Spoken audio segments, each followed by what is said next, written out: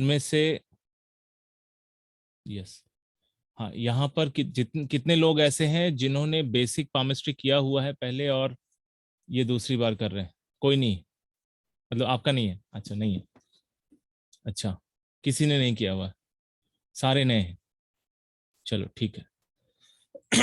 यहाँ पर कितने ऐसे लोग हैं जिनको एस्ट्रोलॉजी का थोड़ा बहुत ज्ञान है?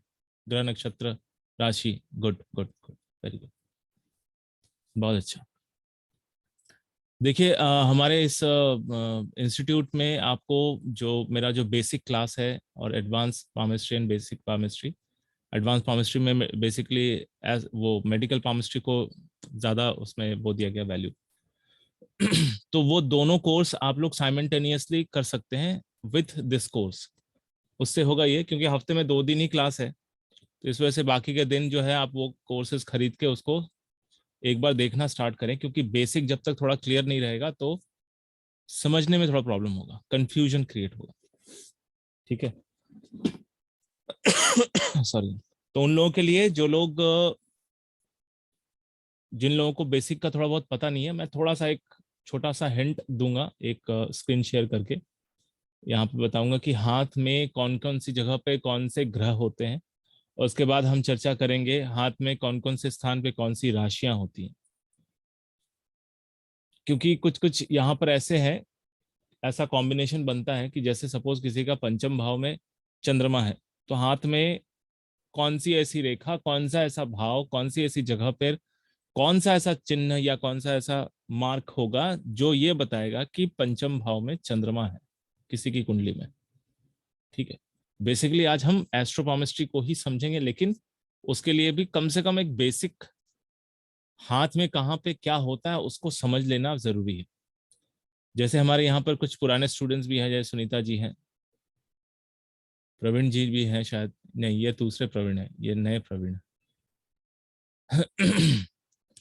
तो पुराने जितने हैं उन लोगों का तो चलिए बेसिक कंप्लीट है, तो उनको जल्दी समझ में आ जाएगा, बट न्यू लोग हैं उनको भी जल्दी समझ में आ जाएगा। मैं थोड़ा सा यहाँ पर हिंट देता हूँ, मैं शेयर कर लेता हूँ पहले स्क्रीन में। मैं सबसे पहले अपना इंट्रोडक्शन दे दूं, इतनी बातें तो हो गई लेकिन मैं इंट्रोडक्शन देना नहीं हुआ। मेरा नाम आचार्य मिथुन चक्रवर्ती है। मैं पामिस्ट हूँ, प्लस एस्ट्रोलॉजी भी करता हूँ और वास्तु भी करता हूँ, बट मेरा स्पेशलिटी पामिस्ट्री में ज़्यादा है। सेकंड में मुझे एस्ट्रोलॉजी का वो है ज्ञान।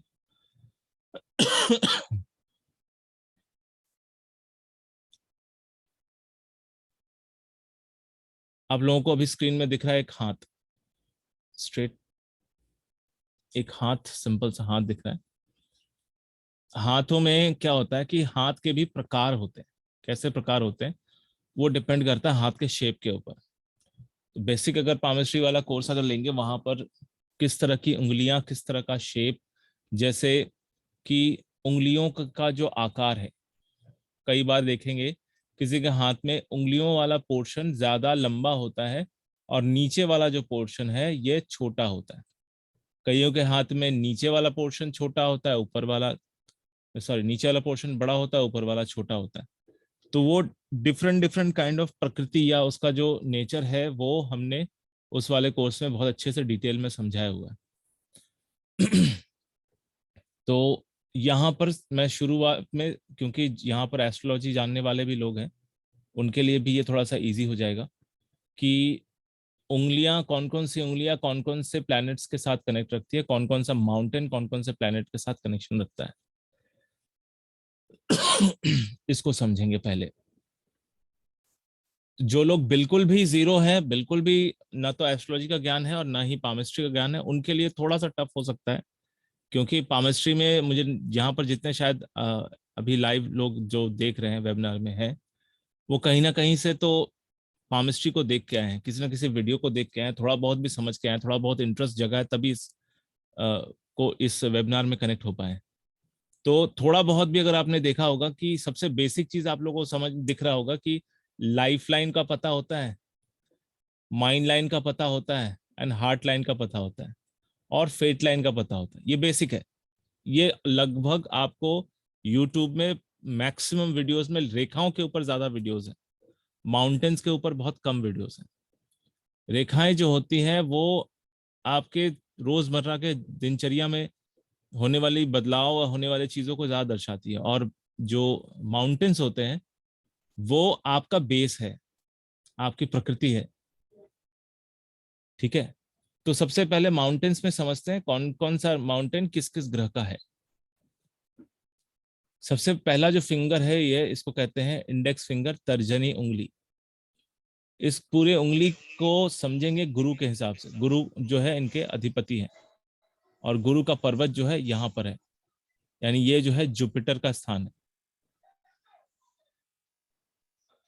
ठीक है, तर्जनी उंगली जो है ये पूरी तरह से जुपिटर को गवर्न करता है। कैसे? आप अगर देखें कि हम जब भी किसी से बात करते हैं ना, तो ये उंगली दिखाते हैं सबको। ठीक है ना, इंडिकेटर है ये कि अब जो है सावधान हो जाओ, ये गुरु सिखा रहे हैं आपको। एक मिनट।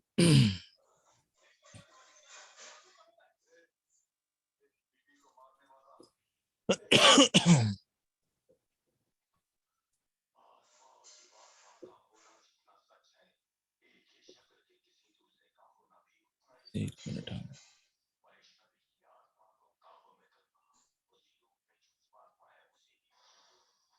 हम्म दूसरा जो है, दूसरा फिंगर जो है वो है मिडिल फिंगर, यानी सैटर्न। नॉर्मली लोग जो है ना मिडिल फिंगर चिढ़ाने के लिए दिखाते हैं कि जाओ तुम भाड़ में जाओ। तो इसलिए शनि का है, शनि कहता है भैया सावधान, अब जो है तुम्हारा अल्टीमेटम आ गया है, अब मेरे से मत उलझो, नहीं तो फिर डंडा होने वाला है बहुत तगड़ा वाला। तो मिडिल फिंगर जो है अब्यूसिव भी कहा जाता है। लोग मिडिल फिंगर दिखाने का मतलब अब्यूज कर रहे हैं आप। इसका पूरा जो गवर्न करता है वो है सैटर्न, शनि, शनि महाराज। और शनि महाराज की इसलिए कहा जाता है, शनि प्रधान व्यक्ति जो है वो कद में काफी ऊंचा होता है, लंबा होता है। बृहस्पति प्रधान वाला भी होता है, लेकिन शनि प्रधान वाला दुबला पतला और लंबा होता है। तीसरी उंगली जो होती है वो सूर्य की होती है, और इसका कनेक्शन जो है हमारे हार्ट से होता है, सीधा सीधा हार्ट से। क्योंकि एक बहुत प्रोमिनेंट जो डायरेक्ट आर्टरी जो है, एक नस जो है इस तरह से इस उंगली में आती है डायरेक्ट, लेफ्ट एंड राइट दोनों हाथों में। इसलिए इसको डायरेक्टली हार्ट से कनेक्ट करते हैं, और इसीलिए इसको रिंग फिंगर भी कहा जाता है। शादी के समय सबसे पहला जो है एंगेजमेंट में रिंग में, इसी फिंगर में रिंग पहनाया जाता है, इसलिए इसको रिंग फिंगर कहा जाता है कि ये सीधा सीधा दिल से जुड़ाव रखता है, यानी कि लड़के और लड़की के बीच में हार्ट का कनेक्शन यही बनाता है। और ये जगह जो है ये रिप्रेजेंट करता है आपके सूर्य को, सन को, आपके नेम फेम, लोगों से लोग आपको कितना अप्रिशिएट कर रहे हैं वो। ठीक है, ये सारी चीजें किसी व्यक्ति के कुंडली में अगर सूर्य अच्छा रहता है तो वैसे व्यक्ति को नेम फेम बहुत मिलता है। प्लस ऐसा व्यक्ति एक्टिव बहुत होता है, क्योंकि सूर्य जो है वो ऊर्जा का कारक है, ऊर्जा का केंद्र है। और हमारे शरीर में भी हार्ट जो है वो मेन ऊर्जा का सोर्स है। दिल धड़कना बंद कर दे तो सारी कहानी खत्म हो जाती है। इसीलिए सन को यहाँ पर डायरेक्टली इस उंगली को, इस उंगली के साथ कनेक्शन, और नीचे वाला जो माउंटेन है उसको सन माउंट कहते हैं। उसके बाद आते हैं ये वाला पोर्शन, इसको कहते हैं छोटी उंगली, और ये जो है मरकरी के लिए आता है, लिटिल फिंगर।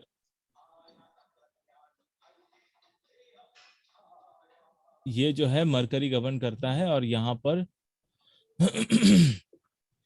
जो है हम नॉर्मली बुद्धि, विवेक, हम सोचने, हमारे सोचने का तरीका, हम किस तरह का हमारा थॉट प्रोसेस है, हम कितने इंटेलिजेंट हैं। ठीक है, ये पूरी बात जो है छोटी वाली उंगली दर्शाती है। मेरे जो पुराने वीडियो, उसमें मेरा जो पुराना कोर्स है, जो पहला कोर्स है बेसिक वाला, उसमें छोटी उंगली बड़े बड़ा होना, छोटा होना, हालांकि सारी उंगलियों के बाद ऊपर है बताया हुआ, लेकिन छोटी उंगली का स्पेशल मैं इसलिए बोल रहा हूँ क्योंकि ये बुद्ध है, बुद्धि। तो इसका डिस्टेंस जितना ज्यादा सूर्य की उंगली से जितनी दूरी पे होगा, व्यक्ति उतना ही ज्यादा इंडिविजुअल सोचने वाला होगा, यानी स्वावलंबी, अपने ऊपर डिपेंडेंसी इनका ज्यादा होगा। ये जल्दी से किसी के ऊपर डिपेंड नहीं होना चाहते, हमेशा सेल्फ डिपेंडेंट रहना चाहेंगे और बहुत उन मतलब आजाद ख्याल वाले होते हैं। उनकी सोच बाकी लोगों से रिजिड नहीं होती, बंधी भी नहीं रहती, बहुत खुले विचारों के होते हैं। इसके बाद आता है मार्स। मार्स के लिए पर्टिकुलर कोई फिंगर नहीं है, बट वो ना हाथ का बड़ा ही बेस वाला हिस्सा है, ये वाला पोर्शन। मार्स को 3 भागों में बांटा गया है। एक ये और बीच का मार्स का मैदान। ये है आक्रामक मंगल। ये बहुत ज्यादा अग्रेसिव, यानी इस ये जो है ना हमारे शरीर के प्रतिरोधक क्षमता को दिखाता है। बीमारियों की उत्पत्ति का जो सोर्स है ना बीमारियां, उसको हम लोग इसी जगह से देखते हैं, हाथ में। इसको कहते हैं रक्षात्मक मंगल, प्रोटेक्टिव मार्स, ये वाला। ये आपका आउटर पर्सनालिटी है। आप बाहर से कितने हैंडसम दिखते हैं, ब्यूटीफुल दिखते हैं, वो यहां से पता चलता है। और सेंटर वाला जो पार्ट है, ये है मंगल का मैदान, यानी बेस। आप किसी चीज को लेकर इंस्टेंटली किसी डिसीजन पे कैसे पहुंच पाते हैं। सपोज कुछ ऐसा इमरजेंसी आ गया और आपको इंस्टेंटली उसके बारे में सोचना है, तो यहाँ पर एकमात्र ये वाला पोर्शन अगर किसी का बहुत फ्लैट है या ज्यादा दबा हुआ नहीं है, नॉर्मली आपको दबे हुए मिलेंगे, सेंटर पार्ट थोड़ा सा दबा रहता है।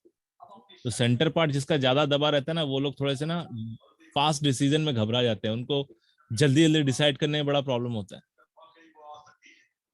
एकदम से वो डिसाइड नहीं कर पाएंगे, वो थोड़ा सोचेंगे, नहीं यार मुझे टाइम दो सोचने का, मैं ऐसे नहीं डिसाइड कर सकता या कर सकती।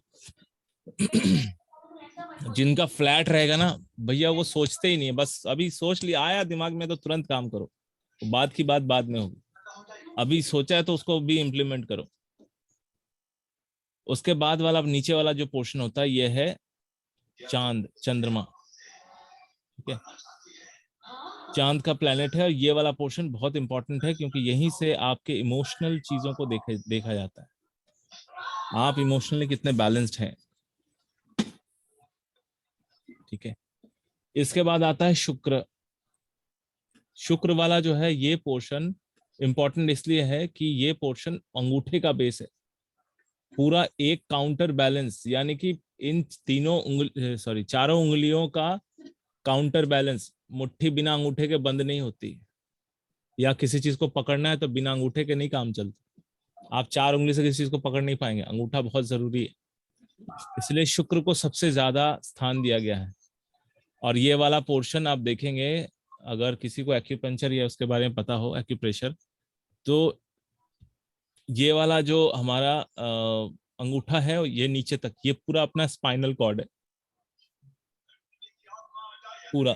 ये अपना ऊपर वाला जो जॉइंट है ये सर्वाइकल है, नीचे वाला ये बीच वाला पोर्शन थोरैसिक है, और नीचे वाला पोर्शन सर्वाइकल है। कमर में कभी भी आप लोगों को दर्द होना, तो ये वाला पोर्शन प्रेस करने पे दर्द ठीक हो जाता है। ये वाला पोर्शन, ये अंगूठे का जो जॉइंट होता है, यहाँ पर अगर प्रेस कर किया जाए, थोड़ा सा रब किया जाए और प्रेस किया जाए, कमर का दर्द तुरंत ठीक होता है। तो स्पाइनल कॉर्ड से ये कनेक्शन रखता है, और ये वाला हिस्सा जो है सबसे स्पाइनल कॉर्ड का सबसे नीचे वाला हिस्सा होता है, जहां पर पुरुषों में शुक्राणु होता है और फीमेल्स में ओवरीज आते हैं। इसलिए किसी को भी फीमेल्स में गायनेकोलॉजिकल प्रॉब्लम और मेल्स में कोई भी प्रोस्टेट से रिलेटेड इश्यूज आए, वो हम लोग हमेशा शुक्र से देखते हैं। शुक्र जितना अच्छा रहेगा, व्यक्ति अंदर से उतना स्ट्रांग रहेगा। शुक्र जितना दबा हुआ रहेगा, व्यक्ति उतना ही ठंडा पड़ा रहेगा, उसको कोई फर्क नहीं पड़ेगा, दुनियादारी से ज्यादा लेना देना नहीं है। बहुत कमजोर टाइप रहते हैं वो लोग, बहुत चिड़चिड़े भी होते हैं, उनको ना तो खाने को सही बनता है, ना बोलने को बनता है, ना कुछ, बड़ा ही अजीब टाइप के होते हैं। शुक्र अगर दबा रहेगा, आप देखेंगे बहुत कम बात करने वाले लोग होते हैं। शुक्र जितना अच्छा और उठा रहेगा, व्यक्ति उतना प्रफुल्लित होता है, मौज मस्ती हंसी मजाक करना उसको पसंद आता है।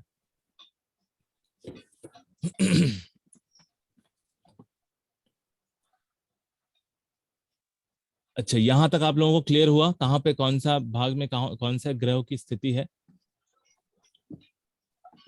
अब आते हैं रेखाओं के ऊपर, जो बेसिक रेखा उसके बारे में बता दें। बेसिक रेखा क्या है? जीवन रेखा, जो कि ठीक अंगूठे और तर्जनी उंगली के बीच से शुरू होती है, यानी गुरु का पर्वत और मंगल के पर्वत के बीच से ये रेखा निकलती है। कई बार रेखाएं नीचे से निकलती है, अंदरूनी मंगल से, कई बार रेखाएं गुरु पर्वत से भी निकलती हैं, वो डिपेंड करता है। तो मंगल पर्वत से निकलने से व्यक्ति थोड़ा चिड़चिड़ा होता है और गुस्सैल स्वभाव का होता है। अगर गुरु पर्वत से निकला है तो व्यक्ति उतना ही शांत और बुद्धिमान, बहुत ज्यादा उत्तेजना, ऐसे लोग उत्तेजित होते हुए नहीं दिखेंगे, बहुत कूल रहते हैं ऐसे लोग, समझदार होते हैं, उनके अंदर एक जिम्मेदारी लेने की प्रवणता, हर चीज को ना बहुत कूलली हैंडल कर पाते हैं। तो जीवन रेखा की शुरुआत मोस्टली अगर हाथ में देखेंगे तो मंगल पर्वत और गुरु पर्वत के बीचों बीच शुरू होता है। कम हाथों में ऐसा होता है कि जो मंगल के बिल्कुल नीचे से शुरू हो या गुरु के पर्वत से शुरू हो, ऐसा कम होता है। मैक्सिमम हाथों में आप देखेंगे दोनों के बीच से शुरू होता है। ठीक उसी तरह से मस्तिष्क रेखा और जीवन रेखा दोनों ही एक साथ उत्पत्ति लेते हुए एक रेखा एक ही साथ में निकल के आती है। मस्तिष्क रेखा बेसिकली क्या दर्शाता है? मस्तिष्क रेखा दर्शाता है कि व्यक्ति का बुद्धि बल कैसा है, वो कैसे सोचता है। एक तो बुद्ध का पर्वत है, सोचने की प्रकृति को दिखाता है, और मस्तिष्क रेखा दिखाता है कि उसका ब्रेन की फंक्शनैलिटी कैसी है। ये जितना स्ट्रेट रहे, यानी स्ट्रेट का मतलब मंगल टू मंगल, इस मंगल से निकल के इस वाले मंगल में जाए, व्यक्ति उतना प्रोएक्टिव होता है, इंटेलिजेंट, एकदम क्विक डिसीजन लेने वाला, ज्यादा सोचेगा नहीं, और बहुत डाउन टू अर्थ और प्रैक्टिकल। ऐसा आदमी कभी भी मौके को नहीं गवाता और हमेशा मौके की ताक में रहता है, मौके पे चौका मारने वाला हिसाब। अगर आप किसी के भी हाथ में ऐसी मस्तिष्क रेखा स्ट्रेट देख लेना, तो समझ लेना वो व्यक्ति बहुत डाउन टू अर्थ है, और वो ना बिना मतलब का कोई काम नहीं करेगा, टाइम वेस्ट करने वाला व्यक्ति नहीं होगा। उसके दिमाग में हमेशा ना प्रोडक्टिविटी चलेगा कि मैं किस काम से फटाफट इनकम कर लूं, या किसका कौन सा काम करने से मेरा दूसरा काम भी जल्दी बन जाए। वो खाली या वेल्ला बैठा हुआ बिल्कुल नहीं दिखेगा, कुछ ना कुछ हमेशा करता ही रहने वाला होता है। अब जिन जिन सर के मैं हाथ में थोड़ा सा डिस्टर्ब करूंगी आपको, क्योंकि किसी का शायद माइक ऑन है और हमें डिस्टरबेंस हो रही है, बहुत सारी आवाज आ रही, बैकग्राउंड आवाज आ रही है। अच्छा अच्छा, एक मिनट रुकिए। शायद भगमल गर्ग है, उनका जो है म्यूट नहीं है, और बहुत डिस्टरबेंस आ रही है, टीवी की आवाज आ रही है, तो मतलब आप जो बोल रहे हो उससे हम कंसंट्रेट नहीं कर पा रहे हैं। हम सॉरी ओके कर लियो। हाँ ठीक है, मैं म्यूट कर देता, और म्यूट ही तो है।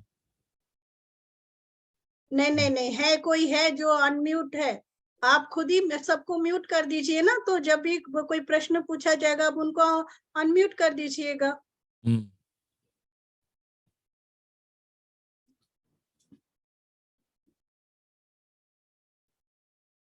ऑलमोस्ट सभी देख लीजिए आप में से किसका म्यूट नहीं है। ऑलमोस्ट में तो सारे म्यूट ही दिख रहे हैं। नहीं नहीं, भगमल गर्ग जो है वो अनम्यूट है, जिनका नाम भगमल गर्ग है। भगमल गर्ग, हाँ, वो व्यक्ति जो है अनम्यूट नहीं है, मतलब वो अनम्यूट है, म्यूट नहीं है।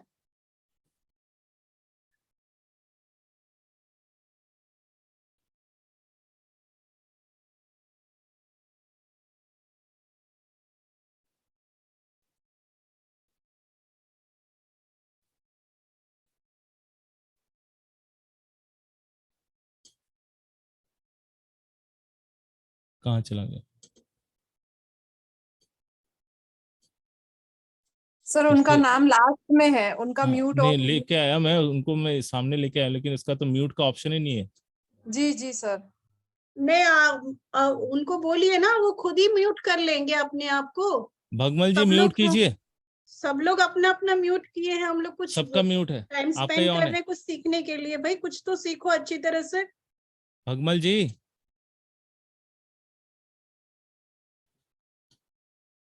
अभी आ रही है आवाज? अभी आ रही है? नहीं सर, अभी तो नहीं आ रही। जब भी आप लेक्चर दे रहे होते तभी टीवी का आवाज आती है, वहां से लेडी का आवाज आती है, फिर कोई ओके बंदा ओके बात ठीक। करता हुआ आवाज आता है, क्लियर नॉर्मल सुनाई दे रहा था। इसलिए मैंने ढूंढ के निकाला कि किसका माइक जो है अनम्यूट में है करके। और इनके उसमें तो म्यूट का ऑप्शन ही नहीं, पता नहीं। उनको खुद को म्यूट करना जरूरी है। ठीक है, कोई बात नहीं, आप कंटिन्यू रखिए सर, आप बीच में हमने आपको डिस्टर्ब कर दिया।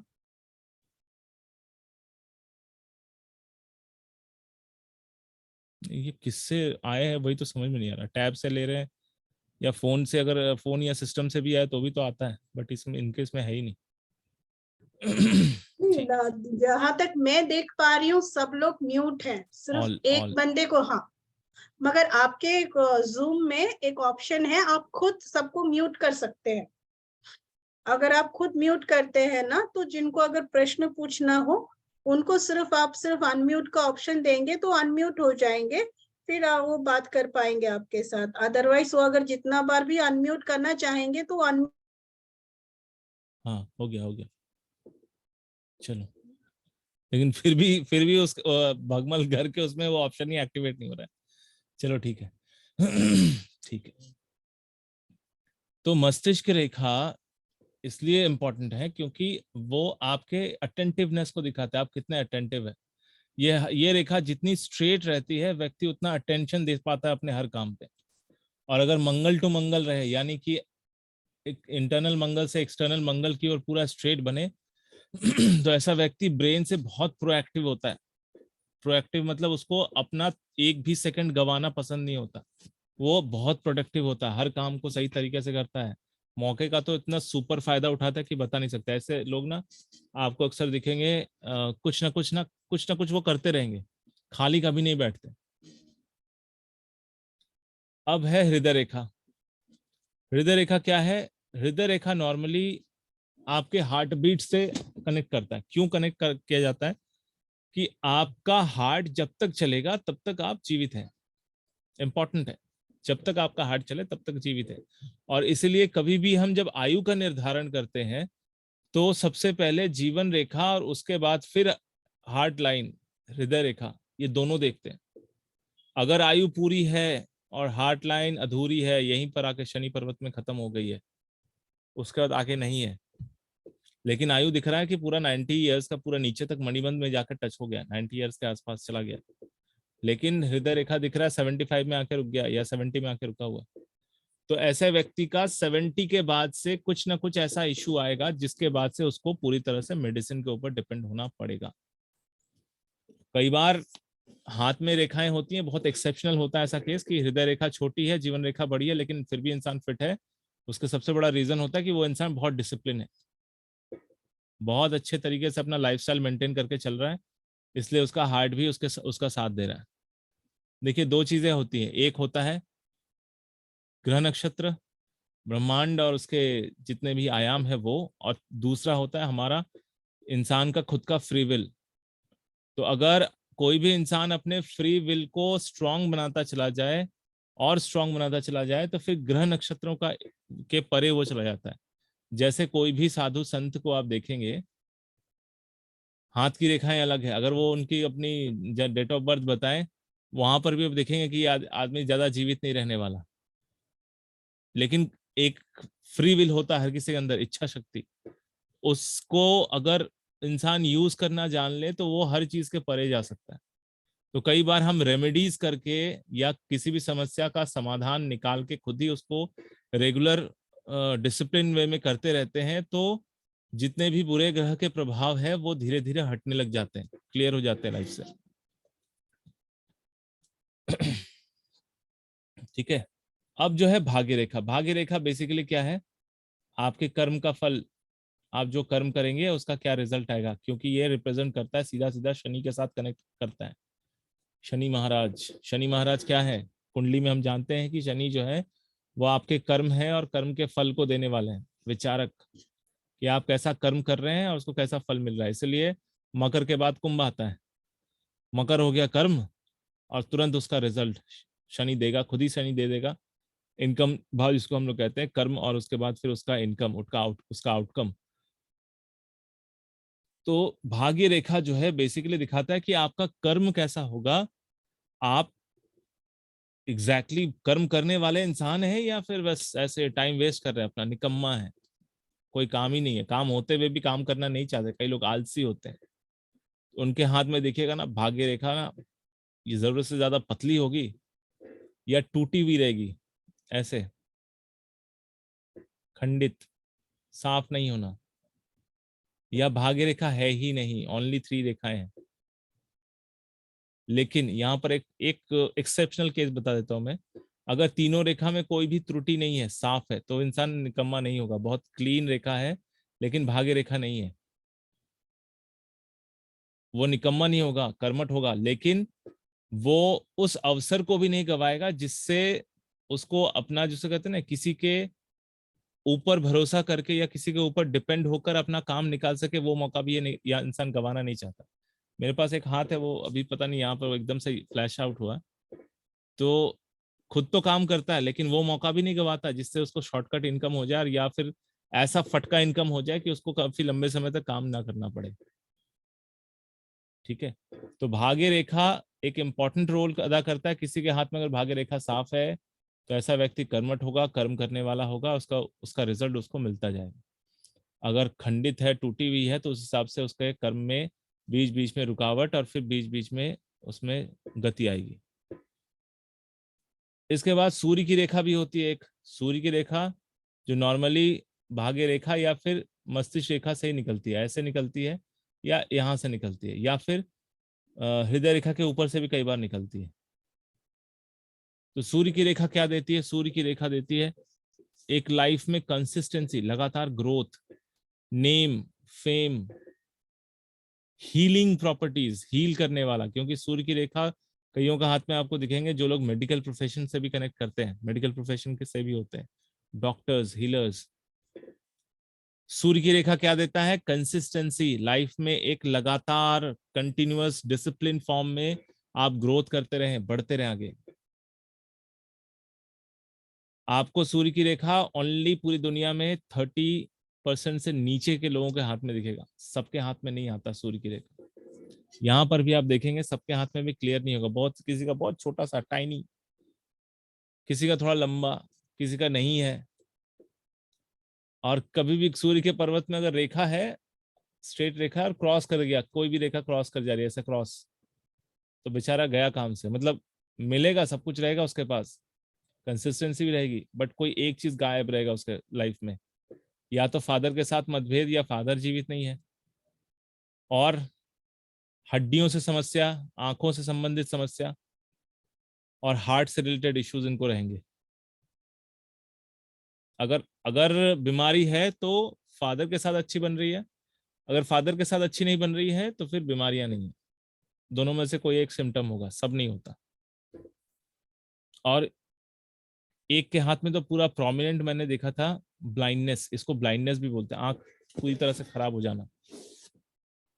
2-3 केसेस ऐसे हैं जो बिल्कुल ही पूरी तरह से ब्लाइंड हो गए, आंख में जो है इतना मोटा मोटा चश्मा, लेंस, इसकी वजह से भी लगता है। ठीक है, ये जस्ट मैं आप लोगों को छोटा छोटा सा हिंट दे रहा हूँ, क्योंकि ये पूरा जो है पूरा जो कोर्स है, एक बेसिक कोर्स है और एक एडवांस कोर्स है, उसमें सारी बातें डिटेल में है। तो जो लोग बिल्कुल नहीं, न्यू है, फ्रेश है, वो लोग वो कोर्स जरूर ले, नहीं तो फिर ये पल्ले पर नहीं पड़ेगा ज्यादा, थोड़ा बहुत समझ में आएगा। हाँ, उन लोगों के लिए थोड़ा समझ में क्लियर हो आएगा जो लोग कुंडली देखना जानते हैं या कुंडली के विषय में जानते हैं, ग्रहों के विषय में जानते हैं, उनके लिए थोड़ा सा इजी होगा। लेकिन उनको भी थोड़ा सा बेसिक कर लेना चाहिए, क्योंकि रेखाओं का जो इफेक्ट है ना, वो थोड़ा सा, आप हाथ देखते देखते उसके अंदर इंट्यूशन आता है।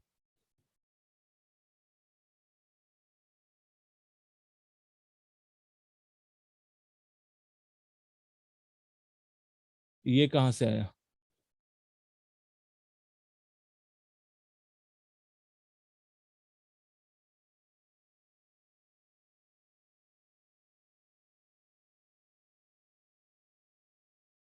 अच्छा, एक मिनट मुझे बताइए, ये होस्टिंग क्या मेरा ही है या कोई और भी है होस्ट?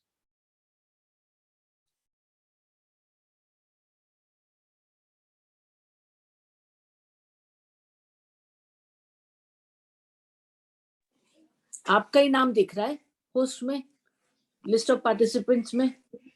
तो ये किसने ड्रॉ किया? ये ड्रॉ तो उससे आता है, एनोटेशन से, ये वाला ड्रॉ आता है। हाँ, तो ये नॉन होस्ट भी कर लेते हैं, कई क्लासेस में मैंने देखा है, some participants create nuisance value like this. हाँ, You can off notations. But I think you have the power to reduce it, being the हाँ, host. वही तो समझ में नहीं आ रहा कौन कर रहा है ऐसा। हाँ, तो कुछ एक मिनट आपके पास देखते हैं। इरेजिंग की फैसिलिटी होगी, otherwise Rajiv or anybody else is there, Rajiv sir or anybody else is there, then they will be able to help you on this. Sir, you can remove this display and again. हाँ जी, हाँ जी। Excuse me, ये actually मेरे से गलती से हो गया है। अच्छा अच्छा, I'm just trying to erase this. Okay okay, कर दीजिए। पता नहीं या ये तो हाथ लग गया होगा सर। हाँ, ऐसा कुछ हो गया है। I'm really sorry for that. It's okay, it's okay, कोई बात मैं I'm trying to erase this, please. पता नहीं ये परमिशन हमें कैसे मिल गई? वैसे हमें होना नहीं चाहिए परमिशन कि ये बटन हमारे काम करे। हमारे बटन काम कैसे कर रहे हैं? वैसे परमिशन तो केवल आपको ही होना चाहिए, मेन तो होस्ट आप ही हैं। हमारे यहाँ परमिशन कैसे मिल गई वो देख रहा हूँ। कहीं पर सेटिंग में गड़बड़ी हो गई, इस वजह से हो रहा है। मैंने तो पिक्चर को आगे क्लीन करने की कोशिश की थी और ये लाइन चल गई। I don't know. Okay okay, कोई बात नहीं, कोई बात नहीं। हाँ, नो इशू, आगे बढ़ते हैं। अब एक चीज सबसे इंपॉर्टेंट है, अब की 12 राशियां हैं और हाथ में हमें मोटा मोटा क्या क्या मिला है। अगर हम समझें कि जितने ही हमारे जो कुंडली में जो 12 राशियां हैं, उसमें हाथ में 12 राशियां किस किस भाव में, किस किस जगह पे होगा, जहां से हम पता कर पाएंगे कि राशियों की जगह यहाँ पर है।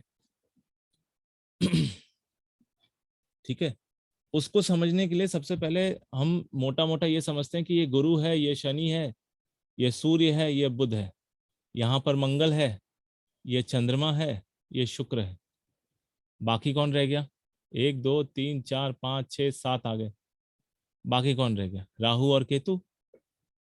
राहु आ जाता है बीच में यहाँ पर और केतु आ जाता है मणिबंध के पास यहाँ पर। इन दोनों को ये 2 पोर्शन मिला हुआ है। लेकिन अब फिर ये सवाल आता है कि भाई शनि और चंद्र को छोड़कर, राहु केतु को छोड़कर बाकी ग्रहों को 2-2 घर मिले हुए हैं। बुध को मिथुन और कन्या, शुक्र को वृषभ और तुला, शनि को मकर कुंभ और गुरु को धनु और मीन, और मंगल को मेष और वृश्चिक। तो वो कैसे आएंगे, कहाँ पे आएंगे? This is the catch. ये बहुत इंपॉर्टेंट है समझना। ये अगर आप इस चीज को समझ लेते हैं और इसको जब प्रैक्टिस करना शुरू करेंगे तो हाथ देखकर आप कुंडली में कौन सा ग्रह कहाँ पर है वो समझ पाएंगे। हाथ देखकर, वो किसी की अगर कुंडली नहीं है, आप सिर्फ हाथ देखकर उस राशि में कौन से ग्रह का इफेक्ट है वो देख पाएंगे। तो यहाँ पर आज जो है, क्योंकि ये फर्स्ट क्लास है, वेबिनार है, मैं सिर्फ राशियों के बारे में बता दूंगा। बाकी का जो है जैसे जैसे क्लास बढ़ता जाएगा उसमें डिटेल में और समझेंगे। सर इसे कुंडली वगैरह भी आप बनाना सिखा सकते हैं? हाँ जी, एग्जैक्टली। एस्ट्रोपामिस्ट्री तो उसी के ऊपर है class. Date of birth, time of birth निकल जाता है इससे?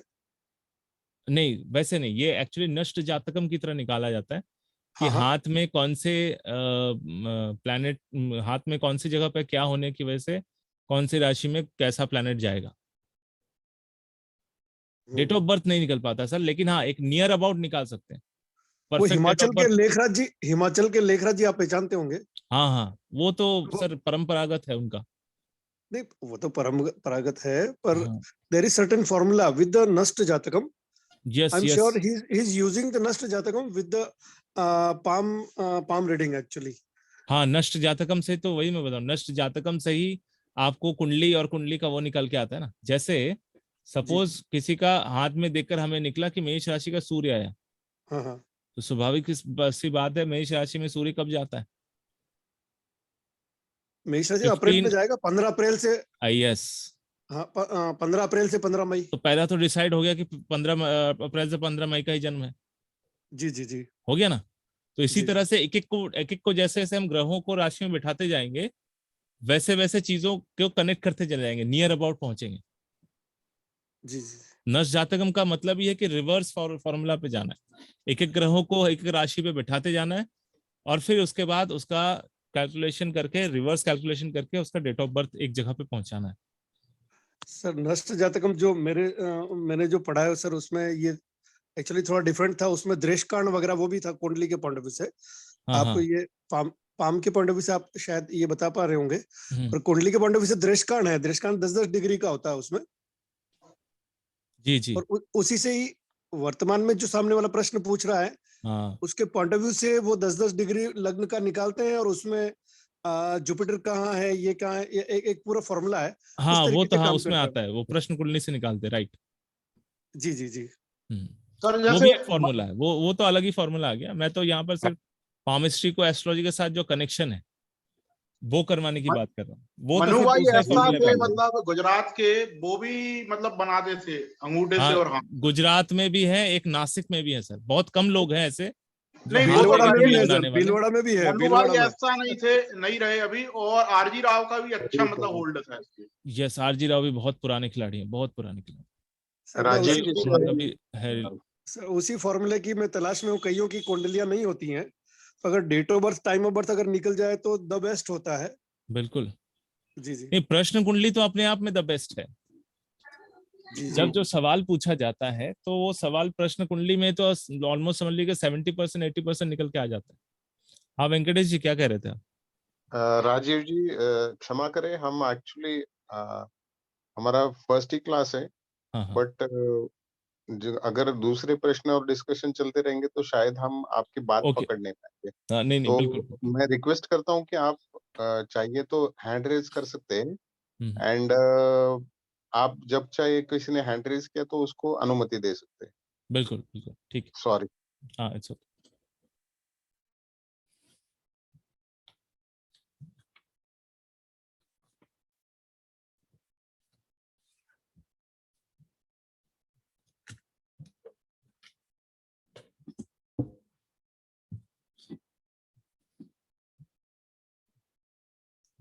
अब शुरू करते हैं मेष राशि में। मेष राशि को स्थान दिया गया है सबसे पहले अंगूठे के प्रथम पर्व में, ये वाला पोर्शन। यहां से मेष राशि की शुरुआत होती है, यानी कि जैसा कि हम कुंडली में देखते हैं। कुंडली का मैं ये निकाल लेता हूं।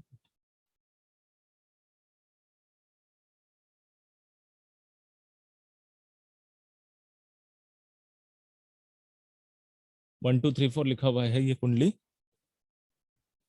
तो मेष राशि 1 नंबर जो है यहाँ पर, ये हाथ में आएगा, ये वाला पोर्शन, अंगूठे का ऊपर वाला हिस्सा, सबसे ऊपर। ठीक है। उसी तरह इसके अंदर जो है जैसा भी चिन्ह बनता है या पैटर्न बनता है, उसके ऊपर से फिर उसका आगे का वो देखेंगे कि उस राशि के ऊपर कौन सा ग्रह कैसे क्या इफेक्ट डाल रहा है, कौन से ग्रह की क्या दृष्टि बन रही है, उसको देखेंगे।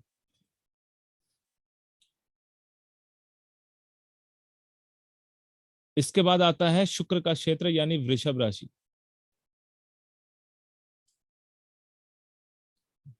वृषभ राशि का जो स्थान है वो अंगूठे में, अंगूठे के नीचे ये वाला पोर्शन जो है, जो शुक्र का एरिया है, इसको लेते हैं वृषभ राशि में। क्योंकि सेकंड हाउस जो होता है वो शुक्र का होता है। तीसरा आता है मिथुन राशि। मिथुन क्या होता है? मिथुन राशि के अधिपति कौन होते हैं? बुध। तो निचला वाला हिस्सा, ये वाला एरिया, ये मिथुन राशि के अंडर में हो जाता है, ये वाला पोर्शन। इसके बाद जाते हैं चंद्रमा, कर्क राशि। तो कर्क राशि चंद्रमा का स्थान ये है, पूरा चंद्रमा का एरिया, तो ये कर्क राशि में आ जाता है। इसके बाद आते हैं सिंह राशि। सिंह राशि में दो जगह, मतलब मेनली तो हम सूर्य को ही लेंगे, सूर्य का पर्वत, लेकिन उसके ऊपर वाला ये वाला हिस्सा भी लेते हैं, ये आता है सिंह राशि में। सिंह के बाद आते हैं कन्या। कन्या आएगा, कन्या का अधिपति कौन है? बुध। तो कन्या के सबसे ऊपर वाला पोर्शन, ये वाला जो है, ऊपर वाला पोर जो है उंगली का, वो कन्या राशि के अंडर में आता है। इसके बाद आते हैं तुला राशि। देखिए तुला राशि थोड़ा सा मैजिकल है। इसको स्थान कहाँ पे मिला हुआ है? उसको स्थान मिला हुआ है सूर्य पर्वत और शनि पर्वत के बीच वाला हिस्सा, यहाँ वाला। आप बेसिक कोर्स में पढ़ेंगे, वहां पर रहेगा शुक्र का वलय। तो तुला राशि का स्थान जो है इस जगह पे दिया गया है, सूर्य और शनि पर्वत के बीचों बीच। ठीक है। तुला के बाद आते हैं वृश्चिक। वृश्चिक राशि का थोड़ा सा ऑड पोजीशन है, क्योंकि वृश्चिक राशि का मंगल वाले स्थान से कहीं भी कनेक्शन नहीं बैठ रहा है।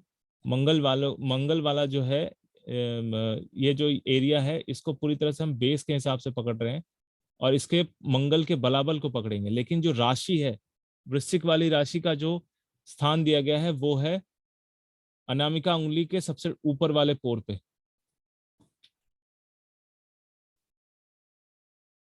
इसके बाद क्या आता है? धनु राशि।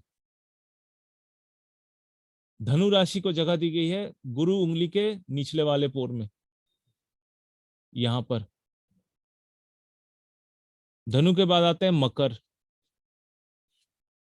मकर राशि को दिया गया है इस वाले उंगली के ऊपर वाले पोर को, सबसे ऊपर, मिडिल फिंगर के सबसे ऊपर को कहते हैं मकर राशि। और कुंभ राशि जो दिया गया है वो पड़ रहा है यहां पर। सर इसको 1 2 3 4 करके 12 तक राइट कर लेंगे तो 1 हाँ, 2 3 बिल्कुल। 4 से वो राशि पकड़ में आ जाएगी। यहाँ है 1, ये आ गया 2, ये आ गया 3, ये आ गया 4, 5, 6, 7, 8,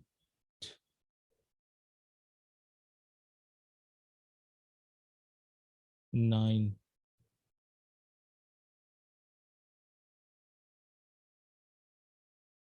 10,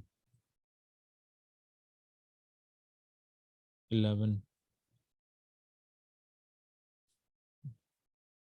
and 12। ये है राशियों का स्थान। ठीक है, तो जब भी इसमें राशियों के हिसाब से जैसे कनेक्शन बनेगा वो हम धीरे धीरे एक एक करके आगे की ओर पढ़ते चले जाएंगे। इम्पॉर्टेंट ये है कि हम कैसे इन सब भावों को रेखाओं के साथ कनेक्ट कर पाएंगे, उस बारे में यहाँ पर ये एक किताब है, उस किताब में ये सारी बातें डिटेल में बताई गई हैं। बट सबसे इम्पोर्टेंट होता है किताब की बातों से ज्यादा इम्पोर्टेंट होता है कि प्रैक्टिकली कौन से हाथ में क्या इफेक्ट दिखा रहा है उसके ऊपर।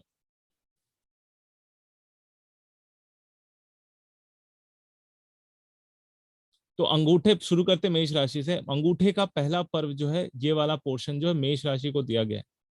आप देखेंगे अंगूठा किसी का भी जब चेक करेंगे तो अंगूठा मेनली 2 भागों में बटा हुआ है, एक जॉइंट यहां पर है, एक जॉइंट यहां पर है। ठीक है, तो ऊपर वाला जॉइंट क्या होता है? ये होता है आपकी इच्छा शक्ति, और नीचे वाला होता है तर्क शक्ति। ठीक है, तो मेष राशि को अगर समझे हम, मेष राशि को वहां पर क्यों रखा गया है? मेष राशि को कहा जाता है सर्वाइवल की राशि, स्टार्टिंग, सबसे शुरू। ठीक है, और वो प्रोएक्टिव होता है। तो सर्वाइवल मतलब आपके अंदर अगर इच्छा शक्ति है तभी आप कहीं पर सर्वाइव कर पाएंगे। अगर आपके अंदर इच्छा शक्ति नहीं है तो सर्वाइवल करना बड़ा मुश्किल हो जाता है, बड़ा मुश्किल। व्यक्ति कई बार परिस्थितियों के वश में आकर, अगर उसको उसके अंदर लड़ने की क्षमता नहीं है, फाइट करने की कोई भी क्षमता नहीं है, इच्छा शक्ति बिल्कुल जीरो है, तो फिर वो सरवाइव नहीं कर पाता। और अंगूठे का काम, हमारा नॉर्मली अंगूठे का काम क्या है? ये पूरा बेस है, हमारे हथेली का सबसे बड़ा बेस है, ये होल्ड करने के काम में आता है। तो जिसका होल्ड जितना स्ट्रांग रहेगा, पकड़ जितनी मजबूत रहेगी, वो उतने अच्छे तरीके से सरवाइव कर पाएगा। अगर ये उल्टा होता, अगर लॉजिकल ब्रेन यहाँ पर लगाते और इच्छा शक्ति यहाँ पर होता, तब तो ये बिल्कुल ही काम नहीं करता। तो इंसान देखता भैया यहाँ पर तो मेरा कंफर्ट जोन नहीं है, मेरा काम हो नहीं रहा, काम छोड़ के आ जाता, या उससे सर्वाइवल होता नहीं, वो लॉजिक ही लगाते रहता। तो इसीलिए मेष राशि को सबसे टॉप, अंगूठे का सबसे ऊपर वाला हिस्सा इसलिए भी दिया गया है कि यहाँ से पूरी शक्ति जो मिलती है, इस अंगूठे का जो पावर है वो उसके सबसे ऊपर वाला हिस्सा है, यानी आपकी इच्छा शक्ति। और एक्यूप्रेशर में देखेंगे कि जिन लोगों को माइग्रेन होता है, ठीक है, या सर में दर्द रहता है, वो माइग्रेन की वजह से हो, एसिडिटी की वजह से हो, किसी वजह से अगर सर में दर्द हो रहा है आपको, तो सबसे पहला पिंच करने के लिए इसी जगह को कहा जाता है। किसी पॉइंटेड चीज से इसको पिंच करो या दबाओ, प्रेस करो बहुत तेजी से। तो यहाँ पर अगर पेन हो रहा है, इसका मतलब ब्रेन के अंदर बहुत ज्यादा पेन है। तो यहाँ का पेन जैसे एक्टिव कर दोगे तो बॉडी के अंदर जो इम्यून सिस्टम है वो एक्टिवेट हो जाता है और रिलीज होता है पेन किलर, जिससे सर का दर्द बहुत जल्दी ठीक हो जाता है, इंस्टेंटली ठीक होता है। आप लोग ये करके देखना, बहुत अच्छा पॉइंट है ये। किसी को सर में दर्द होता है तो अंगूठे का ये वाला पोर्शन जोर जोर से दबाना चाहिए, स्पेशली साइड, दोनों साइड्स को ज्यादा दबाएं। माइग्रेन में एक्चुअली साइड को जाता है। अगर नॉर्मली एग्जॉर्शन की वजह से या बहुत ज्यादा पढ़ने की वजह से या बहुत ज्यादा स्ट्रेस की वजह से सर में दर्द होता है तो सेंटर पार्ट में प्रेस करना चाहिए। और जिन लोगों को माइग्रेन है उनको दोनों साइड में, जल्दी ठीक हो जाता है। अब आते हैं शुक्र। शुक्र यानी वृषभ राशि, अंगूठे का जो मेन मसल वाला एरिया है, यानी जो सबसे ज्यादा अंगूठे को ताकत देता है, ये जो बल मिलता है। और ये देखना पूरे हाथ में, पूरे हथेली के अंदर सबसे ऊंचा भाग यही होता है, सबसे मोटा मसल वाला, स्ट्रॉन्ग। और कुंडली में हम क्या जानते हैं कि सेकंड हाउस किस चीज का होता है? रिसोर्सेस का, आपके सेविंग्स का। ये आपके बैंक बैलेंस को दिखाता है, चल संपत्ति। ये अगर जिसका अच्छा है, बैंक बैलेंस अच्छा है, तो भैया फाइनेंशियली वो थोड़ा सा स्ट्रांग है, उसको ज्यादा फिक्र करने की जरूरत नहीं पड़ती है। ये कहाँ का स्थान, ये यहाँ से हम बातचीत को भी देखते हैं, बोलचाल, किस तरह की बातें करता है इंसान, खान पान। आप अगर किसी के हाथ में शुक्र के पोर्शन में ये 2 नंबर भाव में अगर देखते हैं ना, उसके हाथ में नसें दिख रही हैं, यहाँ पे इस जगह पे नसें दिख रही हो, पीली नीली नीली नसें, ये बहुत बड़ा इंडिकेशन होता है कि उस व्यक्ति को प्रॉपर न्यूट्रिशन नहीं मिल रहा है। सेकंड हाउस न्यूट्रिशन का होता है, ठीक है। या तो उसको, उसका मतलब कुछ ऐसा पेट का की गड़बड़ी हो, या फिर कुछ तो ऐसा है जिससे उसका जो डाइट है ना प्रॉपर कंप्लीट नहीं ले पा रहा है, और उसके अंदर इच्छा भी नहीं है, कमजोरी फील करता है, ज्यादा कुछ डाइजेस्ट नहीं कर पाता है। सबसे बड़ा इंडिकेशन, अगर आपको कभी भी किसी के हथेली में नीलापन दिख रहा है, या हथेली का शुक्र वाला पोर्शन जरूरत से ज्यादा पतला है, पुरुषों में अगर पतला है तो उसके अंदर वीर विकार है। महिलाओं के अंदर पतला है तो उनका नर्वस सिस्टम बहुत ज्यादा वीक है। मेंस्ट्रुएशन में problem, gynaec issues, hormonal issues, उस शुक्र के पर्वत के ऊपर डिपेंड करता है। शुक्र का पर्वत अगर अच्छा नहीं है तो ये सारी चीजें होंगी। उसको अगर मजबूत करना है, आप देखेंगे, आप प्रॉपर डाइट लेना चालू करें, जिसको भी आप सजेशन दे रहे हैं कि अच्छे से बैलेंस फूड लेना स्टार्ट करो, विटामिन, मिनरल्स, प्रोटीन। देखना वो जो नीलापन है अपने आप ही हट जाता है, लालिमा आ जाती है। ये जितना पिंक रहता है व्यक्ति अंदर से, उतना ज्यादा जोरदार स्ट्रांग होता है। अच्छा न्यूट्रिशन मिलेगा, सेकंड हाउस यानी फूड अच्छा मिलेगा, तो ये वाला पोर्शन भी अच्छा हो जाएगा। तीसरा घर मिथुन राशि, जो कि यहां पर मिला हुआ है बुध के पर्वत में। मिथुन राशि का काम क्या है? तीसरा घर हमारे पराक्रम का होता है, हमारे बाहुबल का होता है। तीसरा घर हमारे छोटे भाई बहनों का भी होता है, और इसका स्वामी जो है बुध है। और मिथुन राशि में जो बुध है वो थोड़ा बचकाना वाला हरकतें करता है, छोटे बच्चे जैसा। तो किसी के हाथ में अगर ये वाला पर्वत यानी बुध का पर्वत उन्नत है, आपको दिखेगा कि 40 to 50% लोगों के हाथ में गुरु का पर्वत जितना उन्नत है, बुध भी उतना उन्नत दिखेगा बहुत। उसके बाद जो है बाकी के 50% के हाथ में बुध का पर्वत इतना उठा हुआ नहीं रहता। ये अगर उन्नत है तो ऐसे इंसान का कॉमन सेंस जबरदस्त है, बहुत ही बढ़िया कॉमन सेंस। आप लोग सब अपना अपना हाथ भी देखते रहिए पता चले तब कि कौन सा पर्वत कितना एक्टिव हो रहा है, ठीक है, और कौन सी राशि एक्टिव हो रही है। ठीक है, तो मिथुन का जो पोर्शन है जहां पर 3 नंबर लिखा है वो अगर उन्नत है, उभार लिए हुए है, एकदम गद्दे की तरह उठा हुआ है, तो समझ लीजिए कि इस व्यक्ति का कॉमन सेंस बहुत अच्छा है, बहुत ही बढ़िया। ये हाजिर जवाब है, तुरंत जवाब दे सकता है और बहुत इंस्टेंट सोच सकता है कि इंस्टेंटली कौन सा काम अभी अभी मुझे डिसाइड करके अभी भी उसका सोल्यूशन निकाल के अभी भी उसको कंप्लीट करना है। ऐसे लोग प्रोक्रेस्टिनेशन नहीं करते हैं, किसी भी चीज को टालते नहीं है, बस करना है, समझ लिया तो करना है।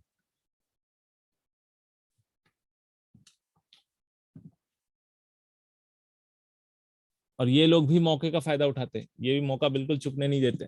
जैसा मैंने मस्तिष्क रेखा के बारे में बोला, ये वाला भी पोर्शन अच्छा है, तो भैया रुकने वाले नहीं है।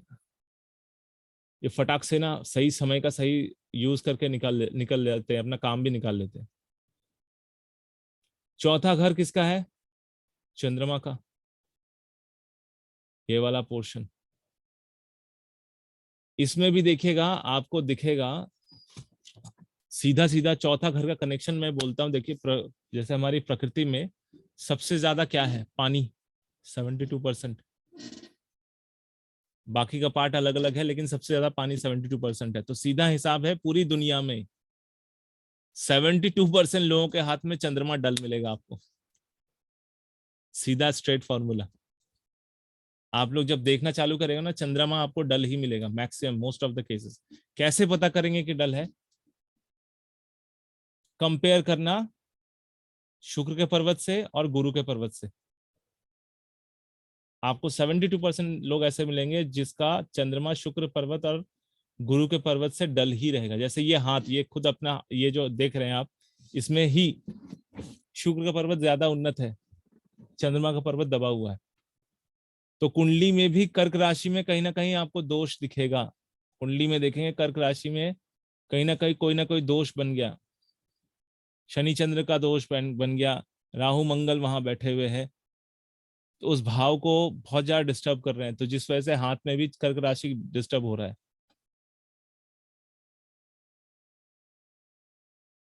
ठीक है, तो स्ट्रेट फॉर्मूला यही है कि 72% लोगों के हाथ में आपको चंद्रमा थोड़ा सा डिस्टर्ब ही दिखेगा। सीधा कनेक्शन इसका है, चौथा घर कर्क राशि। अब जाते हैं पांचवा घर। पांचवा घर यानी कि सिंह राशि। सिंह राशि का क्या हिसाब किताब है? सिंह राशि को पांचवा घर दिया गया, संतान, बुद्धि बल, समझदारी, इंटेलेक्चुअलिटी, हायर स्टडीज। ठीक है, हायर स्टडीज भी कहते हैं, कुछ लोग उसको सेकेंडरी स्टडीज भी कहते हैं। सेकेंडरी स्टडीज मतलब एक तो प्राइमरी स्कूल होता है क्लास 4 तक, फिर सेकेंडरी स्कूल होता है क्लास 5 से लेकर आज के डेट में 11 12 भी ले ले, सेकेंडरी में ही आ जाता है। फिर हायर स्टडीज में होता है ग्रेजुएशन, मास्टर्स और उसके ऊपर पीएचडी वगैरह। तो ग्रेजुएशन, मास्टर्स, पीएचडी जो है वो हम 9th हाउस में चले जाते हैं, नवा घर। लेकिन अप टू आज के डेट का जो हमारे इंडिया में जो पढ़ाने का पैटर्न है, वो सेकेंडरी जो है वो ग्रेजुएशन तक को हम ले सकते हैं इसमें, पांचवें घर में। मुझे जहां तक लगता है कि हर कोई यहाँ पे पूरे वर्ल्ड में जितने ग्रेजुएट नहीं है, इंडिया में उससे बहुत ज्यादा परसेंटेज में ग्रेजुएट रहते हैं। तो सेकेंडरी एजुकेशन आप 5 नंबर ही समझ लीजिए। उसके ऊपर जो पढ़ने जाता है मास्टर्स डिग्री, पीएचडी या आगे भी जो भी डॉक्टरेट वगैरह करना, वो हम 9th हाउस में जाएंगे। लेकिन पांचवा घर अगर हाथ में यहाँ पर ये वाली उंगली वाला पोर्शन पर्टिकुलरली अच्छा है, आपको दिखेगा कुछ ऐसे हाथ दिखेंगे कि इस जॉइंट के नीचे वाला पोर्शन जो है ना, इस उंगली में, अनामिका उंगली में, काफी मोटा है, सख्त है, और उसके बाद इस जॉइंट के बाद उंगली पतली हो गई है, एकदम पतले होते हुए ऊपर की ओर जा रही है। ऐसी उंगलियां आपको काफी दिखेंगी। तो ऐसा व्यक्ति एजुकेशन ले लेता है बहुत अच्छे से, कोई प्रॉब्लम नहीं होती।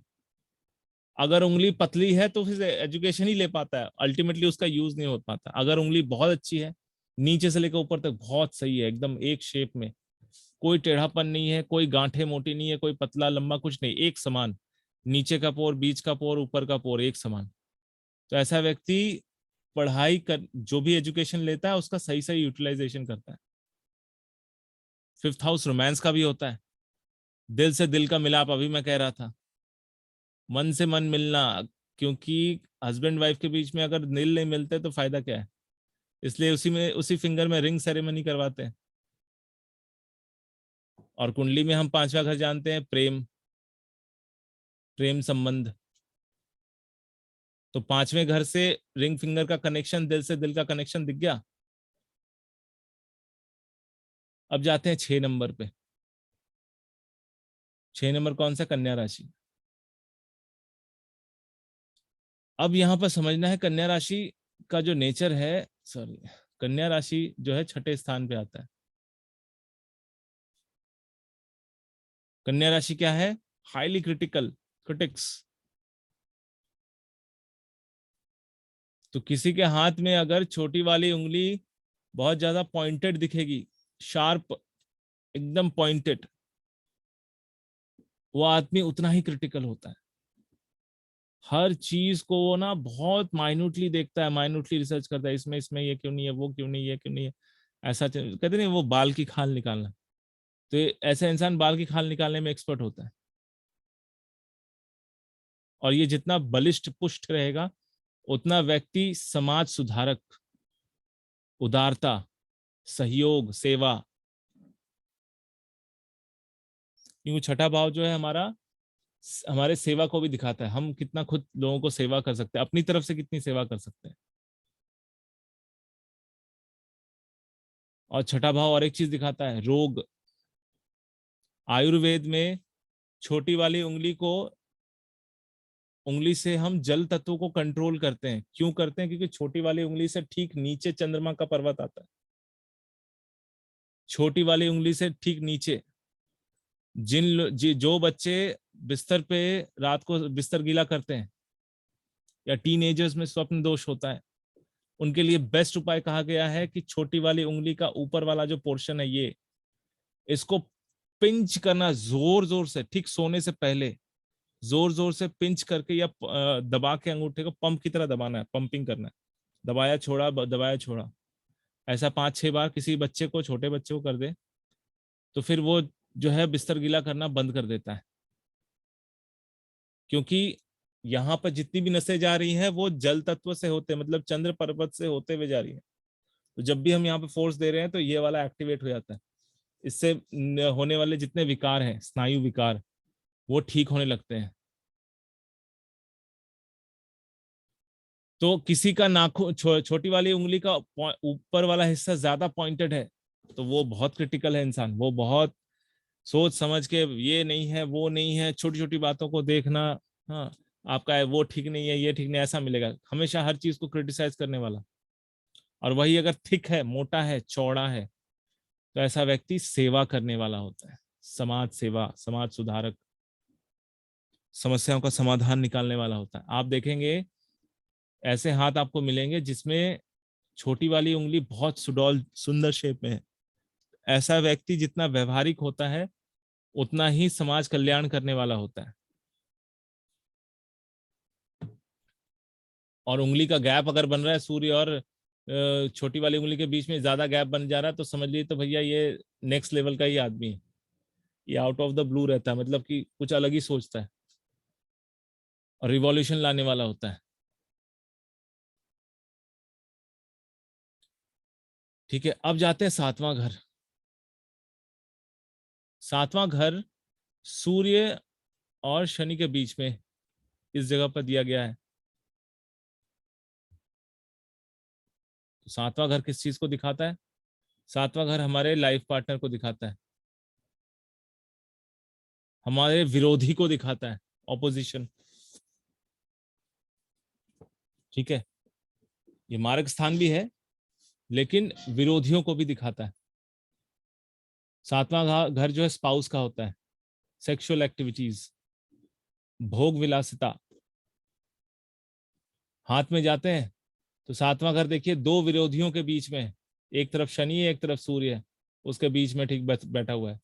और ये किस चीज का निशानी है? तुला राशि, तुला, बैलेंस, दोनों को प्रॉपर बैलेंस में रखने के लिए, इसलिए उसको वहां पर उस पर्टिकुलर जगह पे दी गई है। और आपको अगर आप मेरे बेसिक वाले कोर्स में जाएंगे, वहां पर मैंने शुक्र के वलय में अलग से क्लास है, 1 दिन का पूरा क्लास, शुक्र का वलय, शनि और सूर्य का वलय, इसके ऊपर। शुक्र का वलय जिस किसी के हाथ में अगर आप लोगों को दिख जाए, यानी कोई ऐसी रेखा जो शनि पर्वत और सूर्य पर्वत और बुध पर्वत के बीच से शुरू होते हुए इस तरह से गोलाई बनाकर शनि पर्वत और गुरु पर्वत के बीच में खत्म होती हो, तो एक आधा चांद बनता है जिस किसी के हाथ में है। दे बिकम भोगी, भोग विलासिता पूर्ण जीवन, इनके पास पैसा बहुत आता है, बहुत बहुत अनलिमिटेड। वैसे ये खर्च भी करते हैं, ब्रांडेड चीजें पहनना, ब्रांडेड सेंट लगाना, ब्रांडेड कपड़े, भयंकर वाला। और मजे की बात आपको एक बताता हूँ, एक कॉम्बिनेशन उसके हाथ में था। ये उसकी कुंडली थी मेष राशि की लग्न, और द्वादश भाव में शुक्र, सॉरी गलत बोल गया, उनकी कुंडली थी तुला लग्न की, और द्वादश भाव में शुक्र नीच का, और उसके हाथ में भोगी वाला साइन। हमें क्या पता है, नीच का शुक्र जो है इंसान को बहुत जो है वो कर देता है, लेकिन उस व्यक्ति के पास बहुत पैसा, बहुत। वो जूते ही पहनता है, जो जूते पहनता है उसी, मतलब वो एक्चुअली जूतों को लेकर बहुत ज्यादा पर्टिकुलर है। 20, 30, 40, 50 हजार के जूते तक वो खरीद के रखा हुआ है। तो जूते ही पहनता है, उस जूते का दाम ही जो है वो 10,000 से शुरू होता है। भयंकर। ठीक है। तो भोगी प्रकृति का, भोग विलास, मटेरियलिस्टिक सारी चीजें ऐसे लोगों को मिलती है। और वो कौन से भाव को रिप्रेजेंट करता है? 7th house. ठीक है। अब जाते हैं 8वां घर, यानी वृश्चिक। अभी मैंने थोड़ी देर पहले एक बात कही थी कि अगर छोटी ये वाली उंगली, रिंग फिंगर, सूर्य की उंगली अगर नीचे चौड़ी है, तो ऐसा व्यक्ति को एजुकेशन पूरा होता है और बढ़िया एजुकेशन लेता है, लेकिन उस एजुकेशन का फल कहाँ मिलेगा? ज्ञान, जो उसने ज्ञान अर्जन किया उसका व्यवहार कहाँ मिलेगा? अगर ऊपर वाला हिस्सा ठीक रहा तो, गोल सर्कल में एक शेप में रहा, तो ऐसा व्यक्ति ना, जो भी उसने ज्ञान अर्जन किया होगा उसका कहीं ना कहीं परम्यूटेशन कॉम्बिनेशन लगा के उसका यूटिलाइजेशन कर लेगा। वृश्चिक को क्या कहते हैं? अकल्ट साइंस, पराविज्ञान। हालांकि ये मृत्यु की भी जगह है। मृत्यु की जगह का एक छोटा सा सिम्टम मैं बताता हूं। कोई भी बूढ़े इंसान का ना, स्पेशली जिनको हार्ट का या दमे की शिकायत होगी, हार्ट का पेशेंट हो या अस्थमा का पेशेंट हो, तो आप लोग नोट करना, उसके ये वाले उंगली में, मतलब कि रिंग फिंगर में, सारी उंगलियों में आपको अंगूठा, सॉरी नाखून जो है वो पिंक दिखेगा, लेकिन सबसे पहले इस वाली उंगली का जो नाखून है वो ब्लू हो जाता है अगर बॉडी में ऑक्सीजन ड्रॉप होने लगता है। तो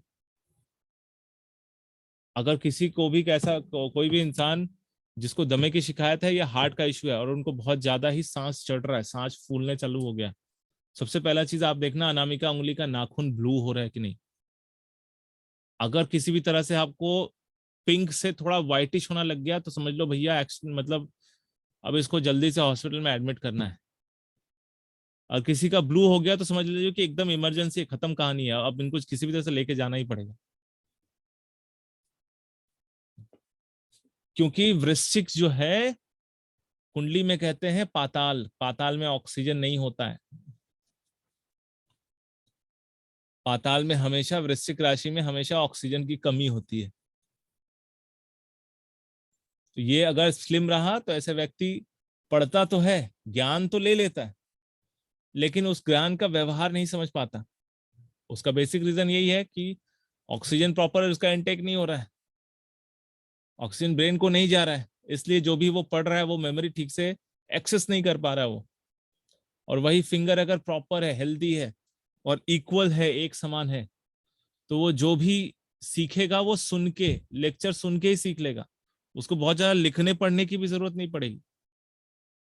अपना कॉमन सेंस यूज करके, अपना अनुमान यूज करके, उसका व्यवहार करके उस ज्ञान को बहुत अच्छे तरीके से पॉलिश रूप में सीख लेगा। और उसकी कुंडली में अष्टम भाव भी अच्छा दिखेगा आपको। अगर किसी के कुंडली में 8वां खराब है और यहाँ पर उंगली भी पतली हो गई है, तो ऐसे व्यक्ति को आप ना थोड़ा लाल किताब वाला उपाय बनता है, लेकिन इशू ये होता है लाल किताब का बैकफायर भी हो जाता है।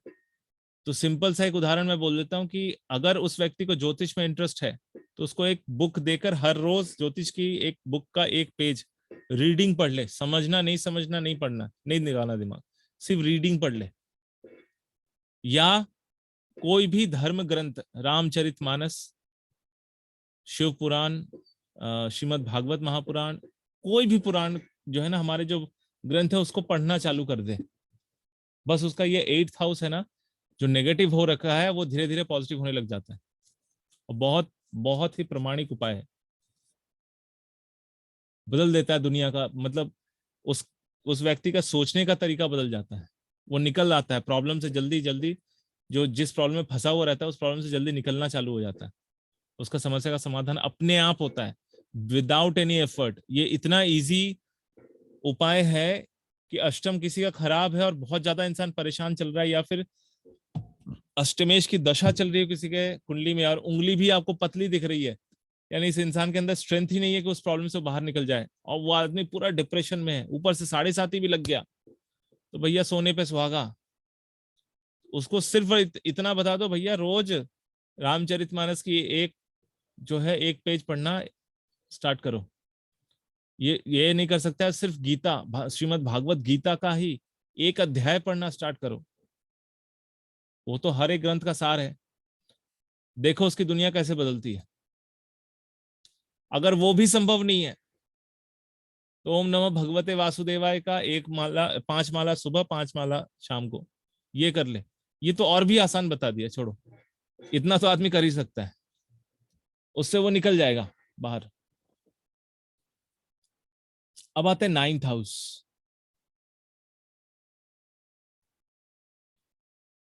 9th हाउस क्या दिखाता है? धर्म का स्थान, पिता का स्थान। और जितने भी लाइफ में आपको, धर्म का मतलब होता है जो भी आप धारण करते हैं, जो आप समझते हैं, जो प्रोटोकॉल आपको बचपन से सिखाया जाता है, संस्कार दिए जाते हैं, अच्छा भला बुरा, गुड बैड, ये सारी बातें। धर्म का मतलब नहीं होता पूजा पाठ, धर्म का मतलब होता है आप किस तरह से अपने जीवन को धारण करते हैं, दैट इज कॉल्ड धर्म। वो कौन से हाथ में आता है, कौन सी उंगली में आएगा? वो बृहस्पति का घर है, तो बृहस्पति पूरी तरह से गवर्न करते हैं यहाँ पे। तो बृहस्पति की उंगली का निचला वाला हिस्सा, और आपको मैक्सिमम हाथ में दिखेगा, मैक्सिमम स्पेशली इन चारों उंगलियों में सबसे मोटा वाला हिस्सा यही होता है, ये वाला। इवन ये हड्डी भी एक्सरे करके निकालेंगे तो ये हड्डी भी आपको मोटी दिखेंगी, बाकी जितनी भी हड्डियां हैं। ये जिसका जितना स्ट्रांग, उसका बृहस्पति उतना तगड़ा, उसका धर्म के प्रति उतनी आस्था तगड़ी, ईश्वर पे विश्वास करने वाला, लोक कल्याण करने वाला, उदार। और कई बार ये कट्टरता भी दे देता है। अगर यहाँ पर बहुत सारी सीधी रेखाएं बनी हुई है इस तरह से स्ट्रेट, अच्छा धर्म प्रचारक होता है, धर्म को समझाने वाला, बताने वाला, भागवत पाठी, या पाठ करके किसी भी धार्मिक ग्रंथ को पाठ करके लोगों को समझाना, बताना, नियम कानून समझाना कि हमें कैसे जीना चाहिए। तो ये जो यहाँ की जो हड्डी है, इसका मोटा होने का कारण भी यही है कि ये मैक्सिमम आपके ज्ञान को होल्ड करता है, नॉलेज। बृहस्पति का पर्वत साथ में कनेक्टेड है। वो क्या रिजल्ट देंगे, बृहस्पति आपके कुंडली में क्या रिजल्ट देंगे, धनु राशि क्या रिजल्ट देगी।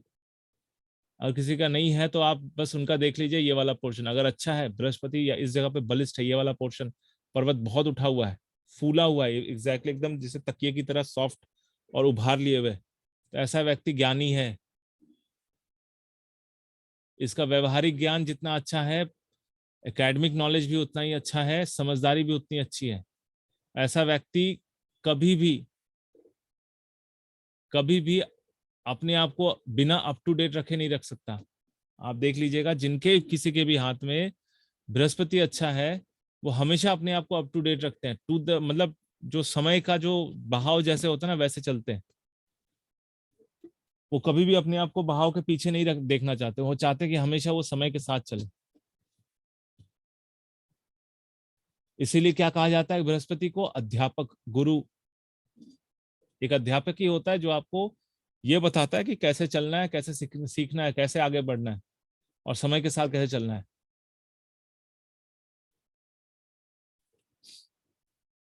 नौ के बाद जाते हैं 10वां घर, शनि।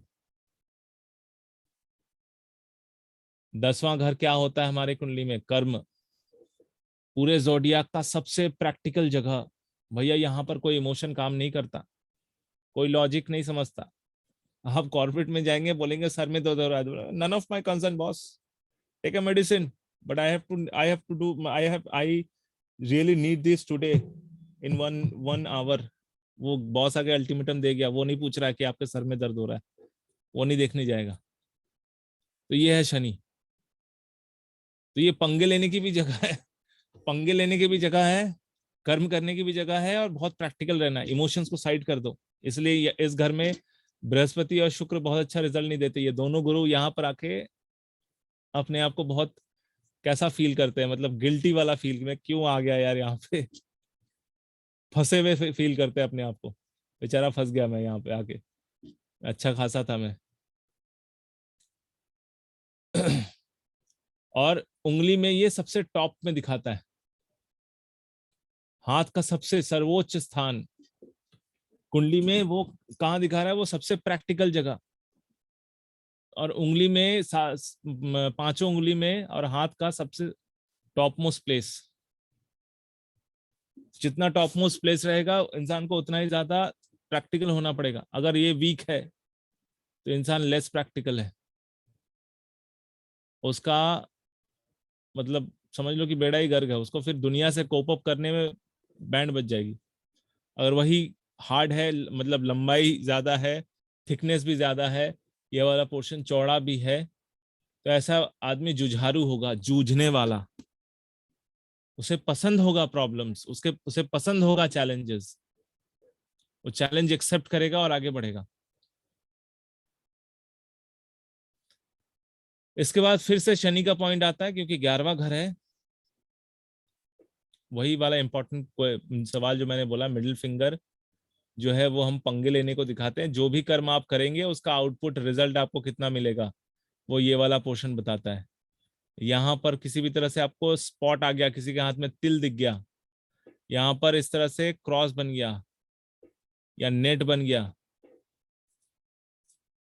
तो ऐसे व्यक्ति को मेहनत ज्यादा होगा लेकिन फल बहुत कम मिलेगा। ऐसा व्यक्ति 14 घंटे काम करेगा लेकिन सैलरी बहुत कम मिलेगी, दूसरों से बहुत कम। अगर यहाँ पर सिर्फ बिल्कुल सीधी रेखाएं हैं, ओनली सीधी रेखाएं, कोई उसको कट करने वाली रेखा नहीं, तो ये बहुत अच्छा कहेंगे। ऐसा व्यक्ति जितना मेहनत करेगा उसको उचित फल मिलता जाएगा। और ये क्लीन अगर नहीं है, कुछ भी बिल्कुल क्लीन है, साफ है, तो भी। और अक्सर आप देखेंगे फिंगर्स का जो नीचे वाला जॉइंट होता है ना, ये वाला, ये अक्सर थोड़ा सा फूला हुआ सा रहता है, तकिए के समान उठा हुआ सा रहता है। आप अगर साइड से देखेंगे थोड़ा सा ये उठा हुआ रहेगा बाकी ऊपर वाले पोर्शन से। तो ये जितना उठा हुआ है, जितना उभार लिए हुए है, समझ लो कि आपके कर्मों का फल उतना अच्छा मिलता जाएगा। और ये शनि का पर्वत उस जगह पे जितना दबा हुआ रहेगा वो उतना ही प्रॉब्लमेटिक होगा। वो आदमी सिर्फ मेहनत ही करता रहेगा लेकिन अल्टीमेटली आउटपुट नहीं आ पाएगा। और अगर आपको किसी के हाथ में ये तीनों पोर, 1 2 3, ये तीनों पोर इक्वल दिख रहे हैं, बहुत सुंदर, तो ऐसा आदमी काम करवाता है, काम करवा लेता है, दूसरों से काम करवा के अपना काम बना लेता है। अच्छे बिजनेसमैन होते हैं ऐसे लोग, बिजनेस बहुत अच्छा समझते हैं। किस इंसान को कौन सा काम देने से मुझे कितनी जल्दी रिजल्ट निकल के आएगा, वो उनकी परख होती है बहुत तगड़ी। जजमेंटल होते हैं, बहुत जज कर लेते हैं लोगों को। ऐसे लोगों को देखेंगे ना, जब बात करेंगे ना, वो आपकी बातों को पकड़ने वाले होंगे। वो आपकी बातों को पकड़ के आपकी साइकोलॉजी रीड करके फिर आपको सवाल पूछेंगे या फिर आपको कोई काम देंगे। इसलिए मिडिल फिंगर इतना इंपॉर्टेंट होता है, बहुत शातिर देता है ये। शनि है ना, शनि जजमेंटल होता है, जज कर लेता है फटाक से, अगला समझ भी नहीं पाता, ये ऑलरेडी इसको जज कर बैठा है। अब आते हैं 12वां घर, मोक्ष का स्थान, मुक्ति।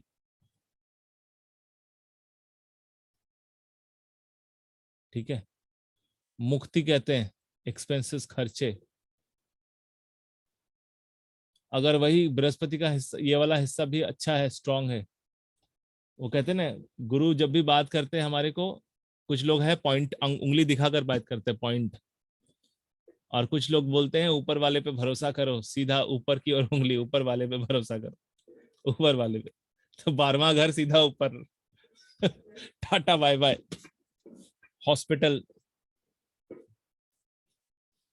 ठीक है, तो ये हिस्सा जितना अच्छा रहेगा व्यक्ति उतना कंट्रोल रहेगा, ये हिस्सा जितना डिस्टर्ब रहेगा ऐसे ऐसे व्यक्तियों का हाथ पतला रहता है।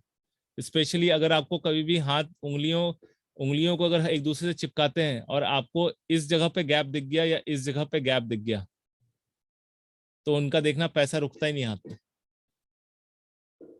इन दोनों उंगली के बीच में ये वाला पोर्शन जो है, यहाँ पर गैप है, हाथ जोड़ने के बाद भी यार पर दिख रहा है, पैसा रुकने वाला नहीं है। देख लो आप लोग, ऐसे करके देखो या ऐसे करके देखो, जैसे भी है। अगर रोशनी दिख रही है पार पार, तो भैया पैसा नहीं रुकेगा। और साथ में ऊपर का हिस्सा भी गैप दिख रहा है यहाँ पर, समझ लो तो बस पैसा मतलब आया नहीं, उससे पहले खर्चे लिख गए कि अरे भाई इसको इतना देना है, इसको इतना देना है, इसको इतना देना है। ठीक है, कई बार ऐसे लोग उधार लेके भी बैठ जाते हैं, बहुत पैसा, अल्टीमेटली उनको देना ही पड़ता है। मतलब अपने पास जितना आता नहीं है उससे कहीं ज्यादा खर्चा बढ़ा लेते। ठीक है, तो आप लोग भी देखिए आपके हाथ में कहाँ कहाँ पे कैसे कैसे कंडीशन बन रहे हैं। बाकी तो आप पढ़ते जाएंगे, चीजों को समझते भी जाएंगे। इसके अलावा कोई सवाल रहता तो आप लोग पूछ सकते हैं,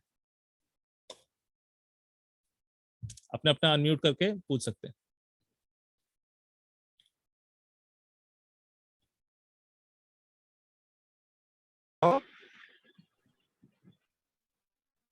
हेलो। हाँ जी, आवाज आ रही है? हाँ जी, आ रही है, कोई ब्रेक होके आ रही थी। बहुत अच्छा समझाया। हाँ जी, मगर मुझे एक ही सवाल है। हाँ ओके, जी, 7 नंबर जो आपने दिया है, हाँ हाँ 7 नंबर, हाँ ये हाँ 2 नंबर और 7 नंबर शुक्र का है। जी। अच्छा, आप कौन बोल रहे हो? मुझे तो इसमें हेलो। पता भी नहीं चल रहा, एक मिनट रुक जाइए, मुझे इसको इसमें लाना पड़ेगा।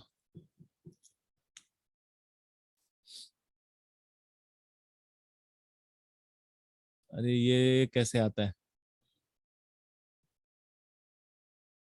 हाँ बोलिए, 7 नंबर जो है उसमें क्या है?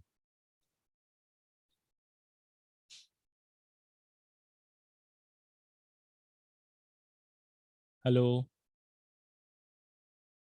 हाँ अब आया आया आया। 7 नंबर में क्या है पूछिए, कौन पूछ रहे थे? यही तो मुझे दिखा नहीं। अब ये बताइए कौन पूछ रहे थे, आप अपना नाम बताइए पहले।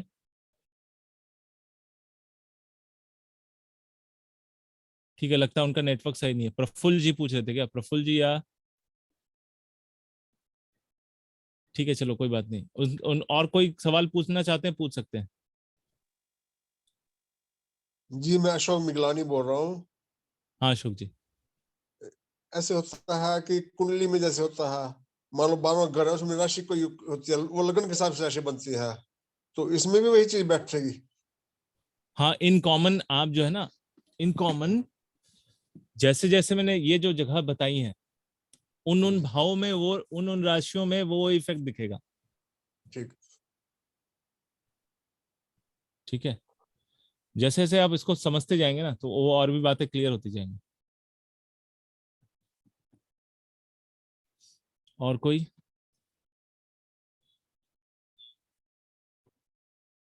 एक्सक्यूज मी सर, अलका बोल रही हूँ मैं। हाँ जी बोलिए। हैंड्स के थ्रू हम कैसे पता लगा सकते हैं कि हमारा राहु और केतु खराब है? हाँ, राहु केतु का पॉइंट यहाँ पे रह गया, वो मैं थोड़ा हाँ सा जी। यहाँ पर हिंट दे देता हूँ आपको, कैसे पता चलेगा। एक मिनट, सब एक मिनट डिलीट कर लेता हूँ मैं। देखिए, राहु का जो पोर्शन है ना, वो इस जगह पे आता है, मस्तिष्क रेखा, जीवन रेखा के बीच में, सपोज ये भाग्य रेखा, यहां पर आता है ये वाला, इस तरह का, इस वाले पोर्शन पे आता है, डाउनवर्ड ट्रायंगल का जो ड्रॉ किया ना ये, और केतु आता है उसके ठीक नीचे ऐसे। तो अगर यहाँ पर कोई भी क्रॉस दिख रहा है, ऐसा क्रॉस बन गया एक दूसरे को काटने वाली रेखा, ठीक है, या फिर यहाँ पर कुछ जैसे स्किन के नीचे का जो हिस्सा है ना, कभी स्पॉटेड दिखेगा। हालांकि राहु के अंदर अगर तिल बने तो वो बहुत शुभ मानते हैं, ब्लैक स्पॉट, लेकिन अगर यहीं पर क्रॉस बन जाता है एकदम कट, तो ऐसा ऐसा राहु जो है ना मन भटकाता है। ऐसा व्यक्ति को आप देखेंगे किसी भी एक काम पे मन नहीं टिकेगा। लेकिन वहीं पर अगर काला तिल बन जाता है तो ऐसा व्यक्ति पैसा पकड़ के रखता है, मनी को ना, मतलब थोड़ा कैसे कह सकते हैं, ऐसा कंजूसी भी करता है, मनी को होल्ड करके रखना जानता है, ठीक है। और अगर वहां पर किसी भी तरह का झाला नेट बन रहा है, बहुत सारी रेखाएं आ गई हैं यहाँ पर एक दूसरे को काटते हुए, इस तरह से बहुत सारी रेखाएं आ गई हैं, तो ऐसा व्यक्ति ना वो होता है, उसको क्या ना, स्कैमर, स्कैम करने वाला। और साथ में शनि को भी देखेंगे, शनि भी अगर खराब है और राहु में भी ऐसा बन रहा है तो ऐसा व्यक्ति स्कैमर होगा। राहु का अच्छा बुरा जो है, उसके ऊपर उस पर्टिकुलर स्पेस में कैसी कैसी आकृतियां बनती है, कौन सा क्रॉस बनता है, तिल बनता है, स्पॉट बनता है, कुछ भी, वो हमारा जो पहला कोर्स है, बेसिक कोर्स है, उसमें है बातें, वो जैसी रहती है उससे आपसे उसका रिजल्ट आता है। और केतु वाला जो पोर्शन है ये होता है नीचे वाला, यहाँ पर किसी भी तरह का स्पॉट आ गया, तिल, ठीक है, तो ये बुढ़ापे में बीमारियां देता है बहुत। मतलब सडनली कोई ऐसी बीमारी हो जाती है, ये अच्छा नहीं मानते, मतलब राहु के केतु के यहाँ पोर्शन में तिल रहना ये अच्छा नहीं मानते, इट्स नॉट गुड। ये हेल्थ इश्यूज देता है, और बहुत बिग, मतलब घटिया वाला हेल्थ इशू देता है। मेल्स को प्रोस्टेट का इशू आ जाएगा, यूरिनरी ट्रैक इन्फेक्शन आ जाएगा, ठीक है।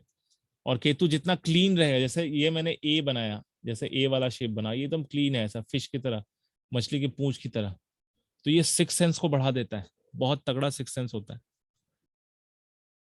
सामने वाला को देखकर वो बता देगा कि कैसा आदमी है। इंट्यूशन पावर बहुत स्ट्रांग होता है, पूर्वानुमान किसी भी चीज का ना, एक इंट्यूशन के थ्रू किसी चीज का अनुमान लगाना, ये बहुत अच्छा समझ में आता है। ऐसे लोगों को मौसम का हालचाल बहुत मतलब बहुत वो इंट्यूटिव होते हैं, मौसम को समझ लेते हैं इसके बाद क्या होने वाला, ठीक है। और कोई सवाल? Thank you sir. हाँ, वेलकम।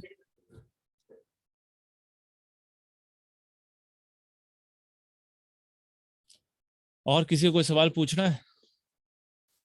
फिर से मैं कहूंगा कि जिन लोगों को एस्ट्रोलॉजी आती है और वो लोग पामिस्ट्री में आना चाहते हैं, पामिस्ट्री सीखना चाहते हैं, ये एडिशनल होगा, दोनों ही काम करेगा इसमें।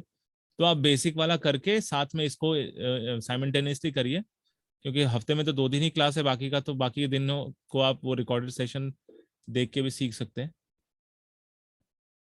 और जो लोग बिल्कुल बिगनर हैं उनके लिए तो पहला वाला कोर्स लेना ही चाहिए, उसके बिना आपको ये पूरा हवा में उड़ जाएगा ऊपर से।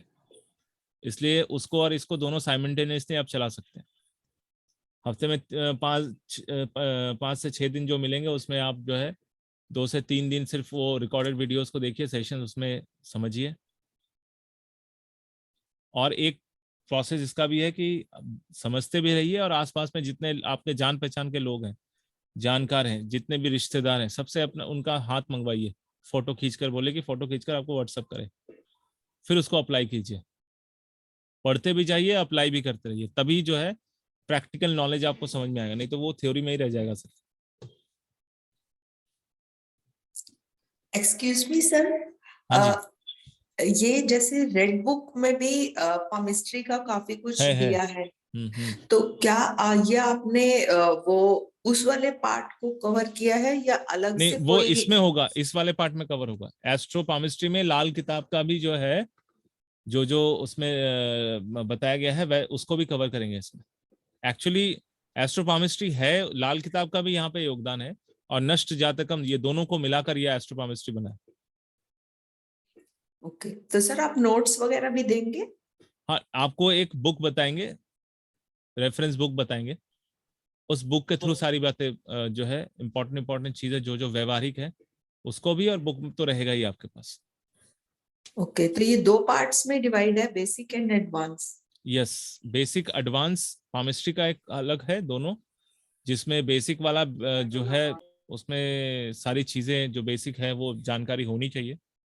सेकंड वाला जो एडवांस है उसमें मेडिकल पामिस्ट्री को ज्यादा कवर किया गया है, क्योंकि उसमें बीमारियों के बारे में प्लस अदर सिचुएशंस के बारे में बताया गया, क्योंकि वो मेडिकल स्पेशलिस्ट है कि बीमारी का पता अगर पता चल जाता है पहले से तो इंसान पहले अलर्ट हो जाता है।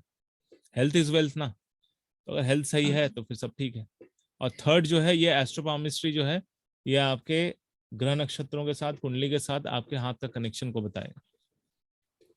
इसमें आपको क्या हेल्प होगा कि जिनके पास कुंडली नहीं है, डेट ऑफ बर्थ पक्का पता नहीं है, कुछ नहीं पता, और डेट ऑफ बर्थ भी नहीं पता है, जिन कम से कम डेट ऑफ बर्थ से न्यूमरोलॉजी का फॉर्मूला यूज कर सकते हैं, लेकिन डेट ऑफ बर्थ भी ठीक से नहीं पता, उनके लिए पाम। तो सर इससे जैसे हमारे से थोड़ा मैंने बेसिक तो किया हुआ है और मैं एस्ट्रोलॉजी भी जानती हूँ, थोड़ी थोड़ी न्यूमरोलॉजी भी पढ़ रही हूँ। तो इसमें लोग हमारे पास आते हैं अपनी प्रॉब्लम्स को लेकर के, जैसे कि प्रोफेशन में क्या लाइन चूज करना है, मेरा बच्चा कब होगा, मेरी शादी कब होगी। तो क्या इसमें कोई टाइम ऑफ इवेंट का कोई ऐसे है कि जैसे विमशोत्री दशा देखते हैं, गोचर देखते हैं हम, तो इसमें भी कुछ ऐसा है कि हाथ की लाइनें बदलती हैं, मतलब गोचर के हिसाब से, या फिंगर की मतलब कुछ स्ट्रेंथ बदलती है, तो इसमें हम कैसे पॉइंट आउट करेंगे सर? उसमें जो हमारे लेंथ है ना, मतलब कि जैसे जीवन रेखा की जो लंबाई है, ठीक है, जैसे लाइफ में कोई इवेंट हमें देखना है तो जीवन रेखा की लंबाई है, कहीं पर आपको दिखा सपोज जीवन रेखा में यहाँ पे अपवर्ड होने वाली कोई रेखा है, या बहुत स्मूथ लाइन है उसमें छोटी छोटी रेखाएं बन रही है, तो वो छोटे छोटे इवेंट्स को आपको डिवाइड करना पड़ेगा, यहाँ से लेकर यहाँ तक, मतलब ऊपर से शुरुआत से लेकर अंत तक जो लेंथ है उसको छोटे छोटे भागों में डिवाइड करना होता है। वो एक्चुअली फर्स्ट वाला जो क्लास है ना उसमें है, सबसे सेकंड लास्ट या थर्ड लास्ट क्लास है जिसमें मैंने इवेंट्स को कैसे डिस्ट्रीब्यूट करते हैं, मतलब उस रेखा को कितने भागों में डिवाइड करने पे कौन कौन से ईयर्स में क्या क्या चीजें हो सकती है वो बताया होगा। ओके, तो सर जैसे इसको आप थोड़ा जो जैसे हम किसी के पास लाइक मैं दिल्ली से हूँ, तो मैंने जैसे हनुमान मंदिर के बाहर एक हाथ देखने वाले बैठे थे, तो एक बार हमने उन्हें हाथ दिखाया, तो उन्होंने कुछ न्यूमरोलॉजिकल कैलकुलेशंस भी करी हमें डेट ऑफ बर्थ पूछ के। तो मतलब टाइम नहीं पूछा, जस्ट डेट ऑफ बर्थ पूछ के उन्होंने कुछ न्यूमरोलॉजिकल कैलकुलेशंस करके उन्होंने काफी एक्यूरेट बता दिया। और उन्होंने एक हमारे ग्रुप में गए थे, उनको ये बता दिया तुम्हारी शादी होएगी ही नहीं, मतलब नहीं है शादी, इसके भाग्य में नहीं। तो सर इतना एक्यूरेसी का लेवल आता है? बिल्कुल आता है ना मैडम। अगर वो आदमी न्यूमरोलॉजी जानता है और हस्तरेखा भी जानता है तो आएगा ही, बिल्कुल आएगा।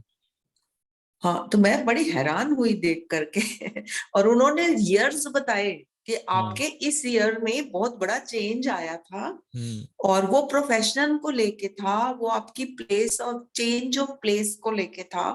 तो इतना मैं I was really stunned to see कि भाई इतना हाथ देख के बता रहे। हाँ नहीं, पामिस्ट्री का इशू क्या पता है, जैसे हम लोग कुंडली में क्या है, कुंडली का एक मैकेनिज्म है, पामिस्ट्री का भी वैसा ही मैकेनिज्म है, लेकिन पामिस्ट्री का मैकेनिज्म आपको बहुत रगड़ना पड़ता है, मतलब बहुत सारे हाथ देखने पड़ते हैं, बहुत।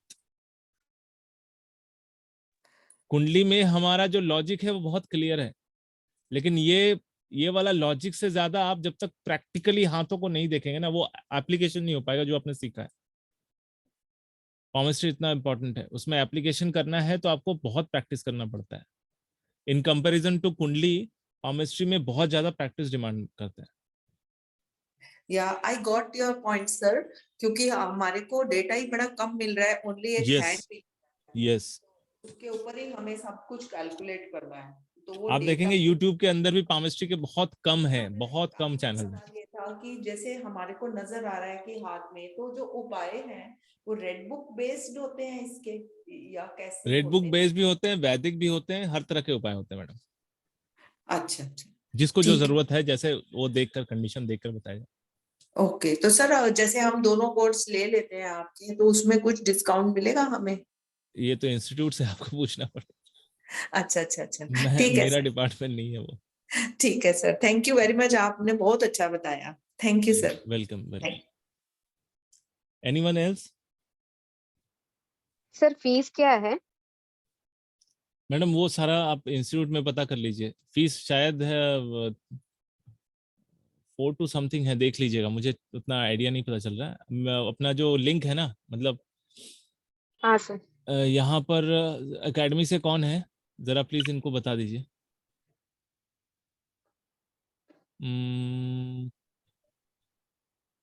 ठीक है, मैं आप मैडम आपका नाम बताइए। आरती। आरती डिसूजा, अच्छा, सबसे ऊपर। हाँ ठीक है, मैं बता देता हूँ। आप डायरेक्ट इंस्टीट्यूट के नंबर पे भी ये कर सकते हैं, कॉल करके जान सकते हैं। Okay sir, thank you sir. जी मैं अशोक मिगलानी हूँ, मेरे को भी बता देना कितनी फीस है। क्या क्या अशोक जी, मैं आपने डबल एज लगा कर रखा है, राहु को एक्टिवेट करा हुआ है। मैं अशोक मिगलानी हूँ, हाँ जी, मेरे को बता देना कितनी फीस है। हाँ जी, हाँ जी, बिल्कुल। सर मुझे भी बता दीजिएगा, माया। 1 मिनट रुक जाइए, अभी मैं बता ही देता हूँ इनसे पूछकर।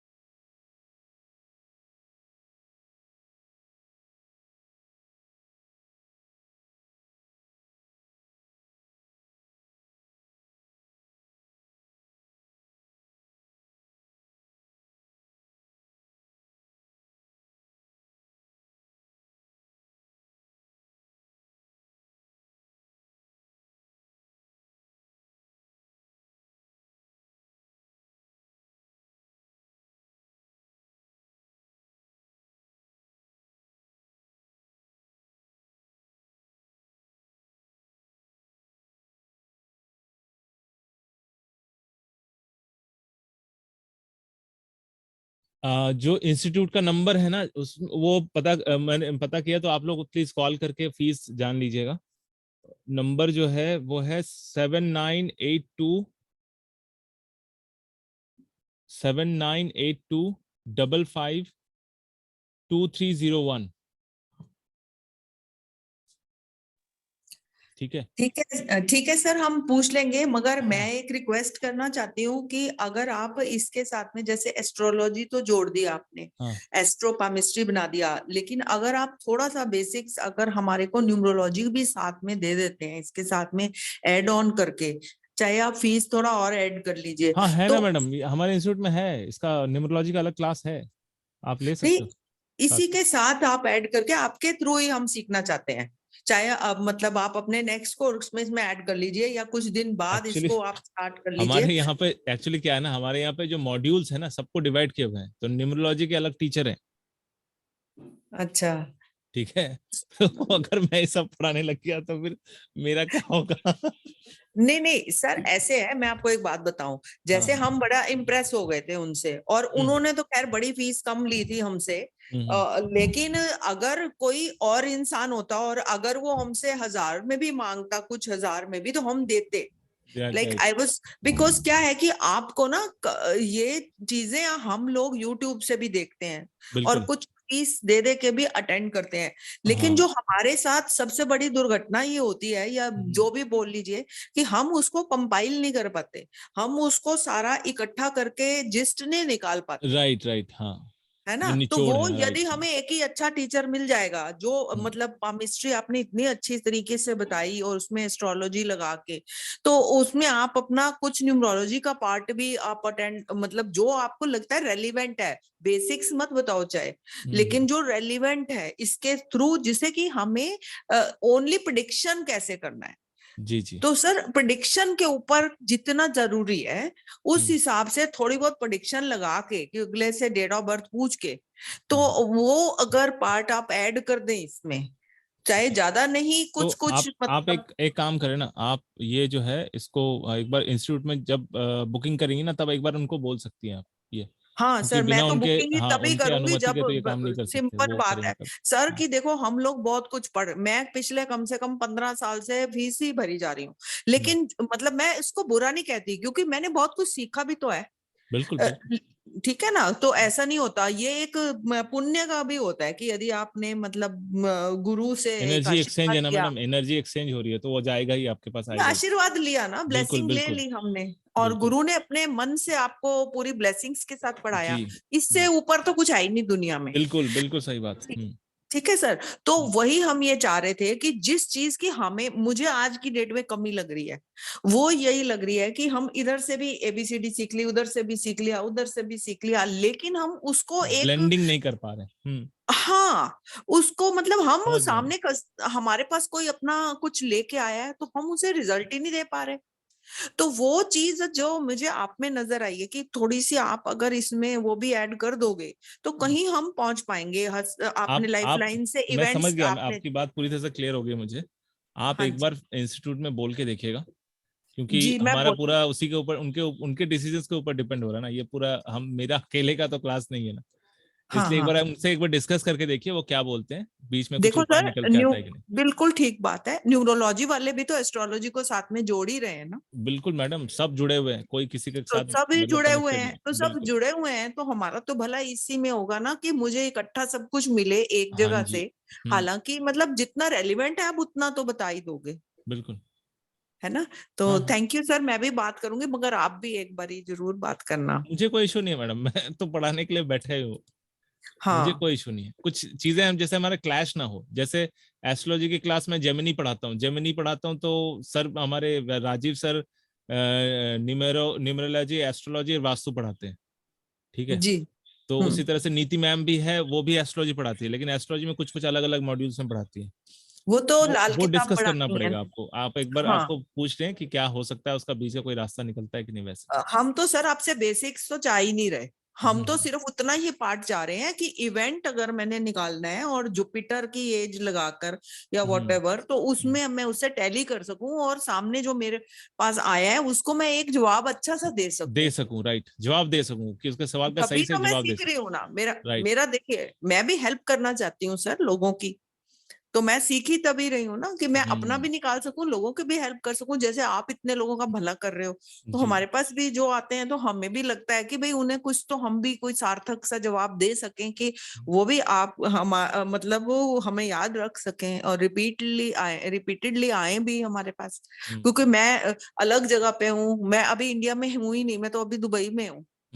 तो ऐसे मैं कभी घूमती हूँ 4-5 देशों में, मैं अपना घूमती हूँ, तो मेरे अपने रिलेशन है, मैं अपने रिलेशंस को सेटिस्फाई कर सकूं, तो बिल्कुल उसके लिए सही। जो मुझे ऐसे यहाँ पर मुझे ऐसे लग रहा कि मुझे यहाँ ये भी मिल जाता तो मेरा भला हो जाता, और उन लोगों का भी होता, आपका भी उन भला। लोगों का भी होता जो हाँ मेरे जी। पास आते हैं अलग अलग देशों के। बिल्कुल बिल्कुल, सबका भला करेंगे, ये तो हाँ, तो सर ये लाइनेज है ना, थोड़ा अब सा मैं आपको भला करूंगा, आप इनिशिएटिव। और 10 को भला करेंगे। जी जी, ये तो अब इतने करोड़ों की आबादी है सर, अपने अपने हम्म। सबके रिलेशन है, और तो भगवान ने सब। हमें और आपको ही चूज किया है, जी जी जी। तो हमें तो लगना ही पड़ेगा इसमें। जी जी जी, ठीक है, बिल्कुल आपका सर। सजेशन बिल्कुल सर आंखों पे, मैं बात करूंगा उससे। जी, थैंक यू वेरी मच, हाँ जी, thank you. Welcome. Anyone else? तो खत्म करते हैं मीटिंग। वेबिनार, वैसे ये बहुत बड़ी pharmacy मीटिंग का- होगी ये। When are we starting, Mithun ji? When are we starting? Next month, sorry next week. Next week, okay. हाँ, And this will be Saturday 2 Sunday months. Class होंगी। अच्छा, this time will- will be 2 to 4, 2 से Okay, 4। and this will be again 2 months, again 2 months, right. right? Okay. Excuse me, sir. thanks. थोड़ा सा Thanks. Extend भी हो सकता है। हाँ मैडम बताइए। हाँ सर ठीक है, very अल्फा good. है। No matter. हाँ. सर जो बेसिक कोर्स है वो ऑलरेडी हो चुका है। हाँ हाँ, वो रिकॉर्डेड सेशन मिल जाएगा आपको। ओके सर, वही सेम साइट पे, वेबसाइट पे। Same Good. जगह पे रिकॉर्डेड सेशन सबका है। पामेस्ट्री बेसिक, पामेस्ट्री एडवांस और एस्ट्रोपामेस्ट्री का भी चालू होगा। ये तीनों एक साथ ही चलेगा। आप चाहे तो तीनों एक साथ चला सकते हैं, कोई इशू नहीं है। ठीक है ये सर, रिकॉर्डिंग thank you. कहाँ मिलेगा सर हमें, ये बेसिक का? यहीं पर हमारा जो इंस्टीट्यूट है ना, जो अभी आपको मैंने नंबर बताया, वहां पे कॉल करके ले सकते हैं। एस्ट्रोवेद क्या है? एस्ट्रोवेद अकल्ट, है। अकल्ट। हाँ, ऑकल्ट का है। एस्ट्रोवास्तु जहाँ से आपको इनवाइट लिंक मिली है वहीं पर आपको रिकॉर्डिंग मिल यस जाएगी। यस। नहीं, मुझे तो एक पर्सनल मैसेज आया था। हाँ, जिसने भी आपको किसी पर्सनल नंबर से मैसेज भेजा था, किसी नंबर से पर्सनलाइज्ड मैसेज आया, तो मुझे लगा कि मिथुन दा का नंबर से आया है, तो चलो क्लास अटेंड करते हैं। बाद में अभी पता चला नंबर से किए तो एस्ट्रोवास्तु में जहाँ पे हैं हम ऑलरेडी सचिन नहीं, लोई जिसने भी आपको इनवाइट भेजा है, आप उनसे बोल देंगे तो वो आपको रिकॉर्डिंग भी भेज देंगे। हाँ, वो बहुत Okay, जरूरी है। right. हाँ, हाँ, थैंक यू। और वैसे और एक चीज मुझे पूछना था, जैसे राशि भी पता कर सकते हैं ना, जिसका राशि नहीं है, जिनको राशि नहीं मालूम है उससे, हस्तरेखा से? हाँ बिल्कुल पता चलता है ना। उसका 2-3 फॉर्मूला है, फॉर्मेट है, वो मैं बता दूंगा। अच्छा, वो बताएंगे आप। हाँ। तो सर क्या आपका फोन नंबर मिलेगा यहाँ पे? तो मुझे नहीं लग रहा कि आपका फोन ये नंबर। इंस्टीट्यूट का फोन नंबर लीजिए ना मैडम, मैं आपको देता हूँ इंस्टीट्यूट वाला। मैं ले लिया ना मैंने, और लिख लिया। हाँ, बस उसी में कॉल कीजिए। 7982552301 मैंने खुद लिख करके दिया है, हाँ। डाल दिया। ठीक है, okay, thank you so much. ठीक है, वेलकम। चलिए एंड करते हैं। Thank you so much. right. Thank you for Thank you very much, sir. मेरे वेबिनार में आने के लिए बहुत बहुत And धन्यवाद। Thank now you so much. looking forward to attending another course Sure, from sure. you. Yes, It will be sure, ma'am. really looking forward. Yes, sure, ma'am. Okay. Okay, Thank thank you. you.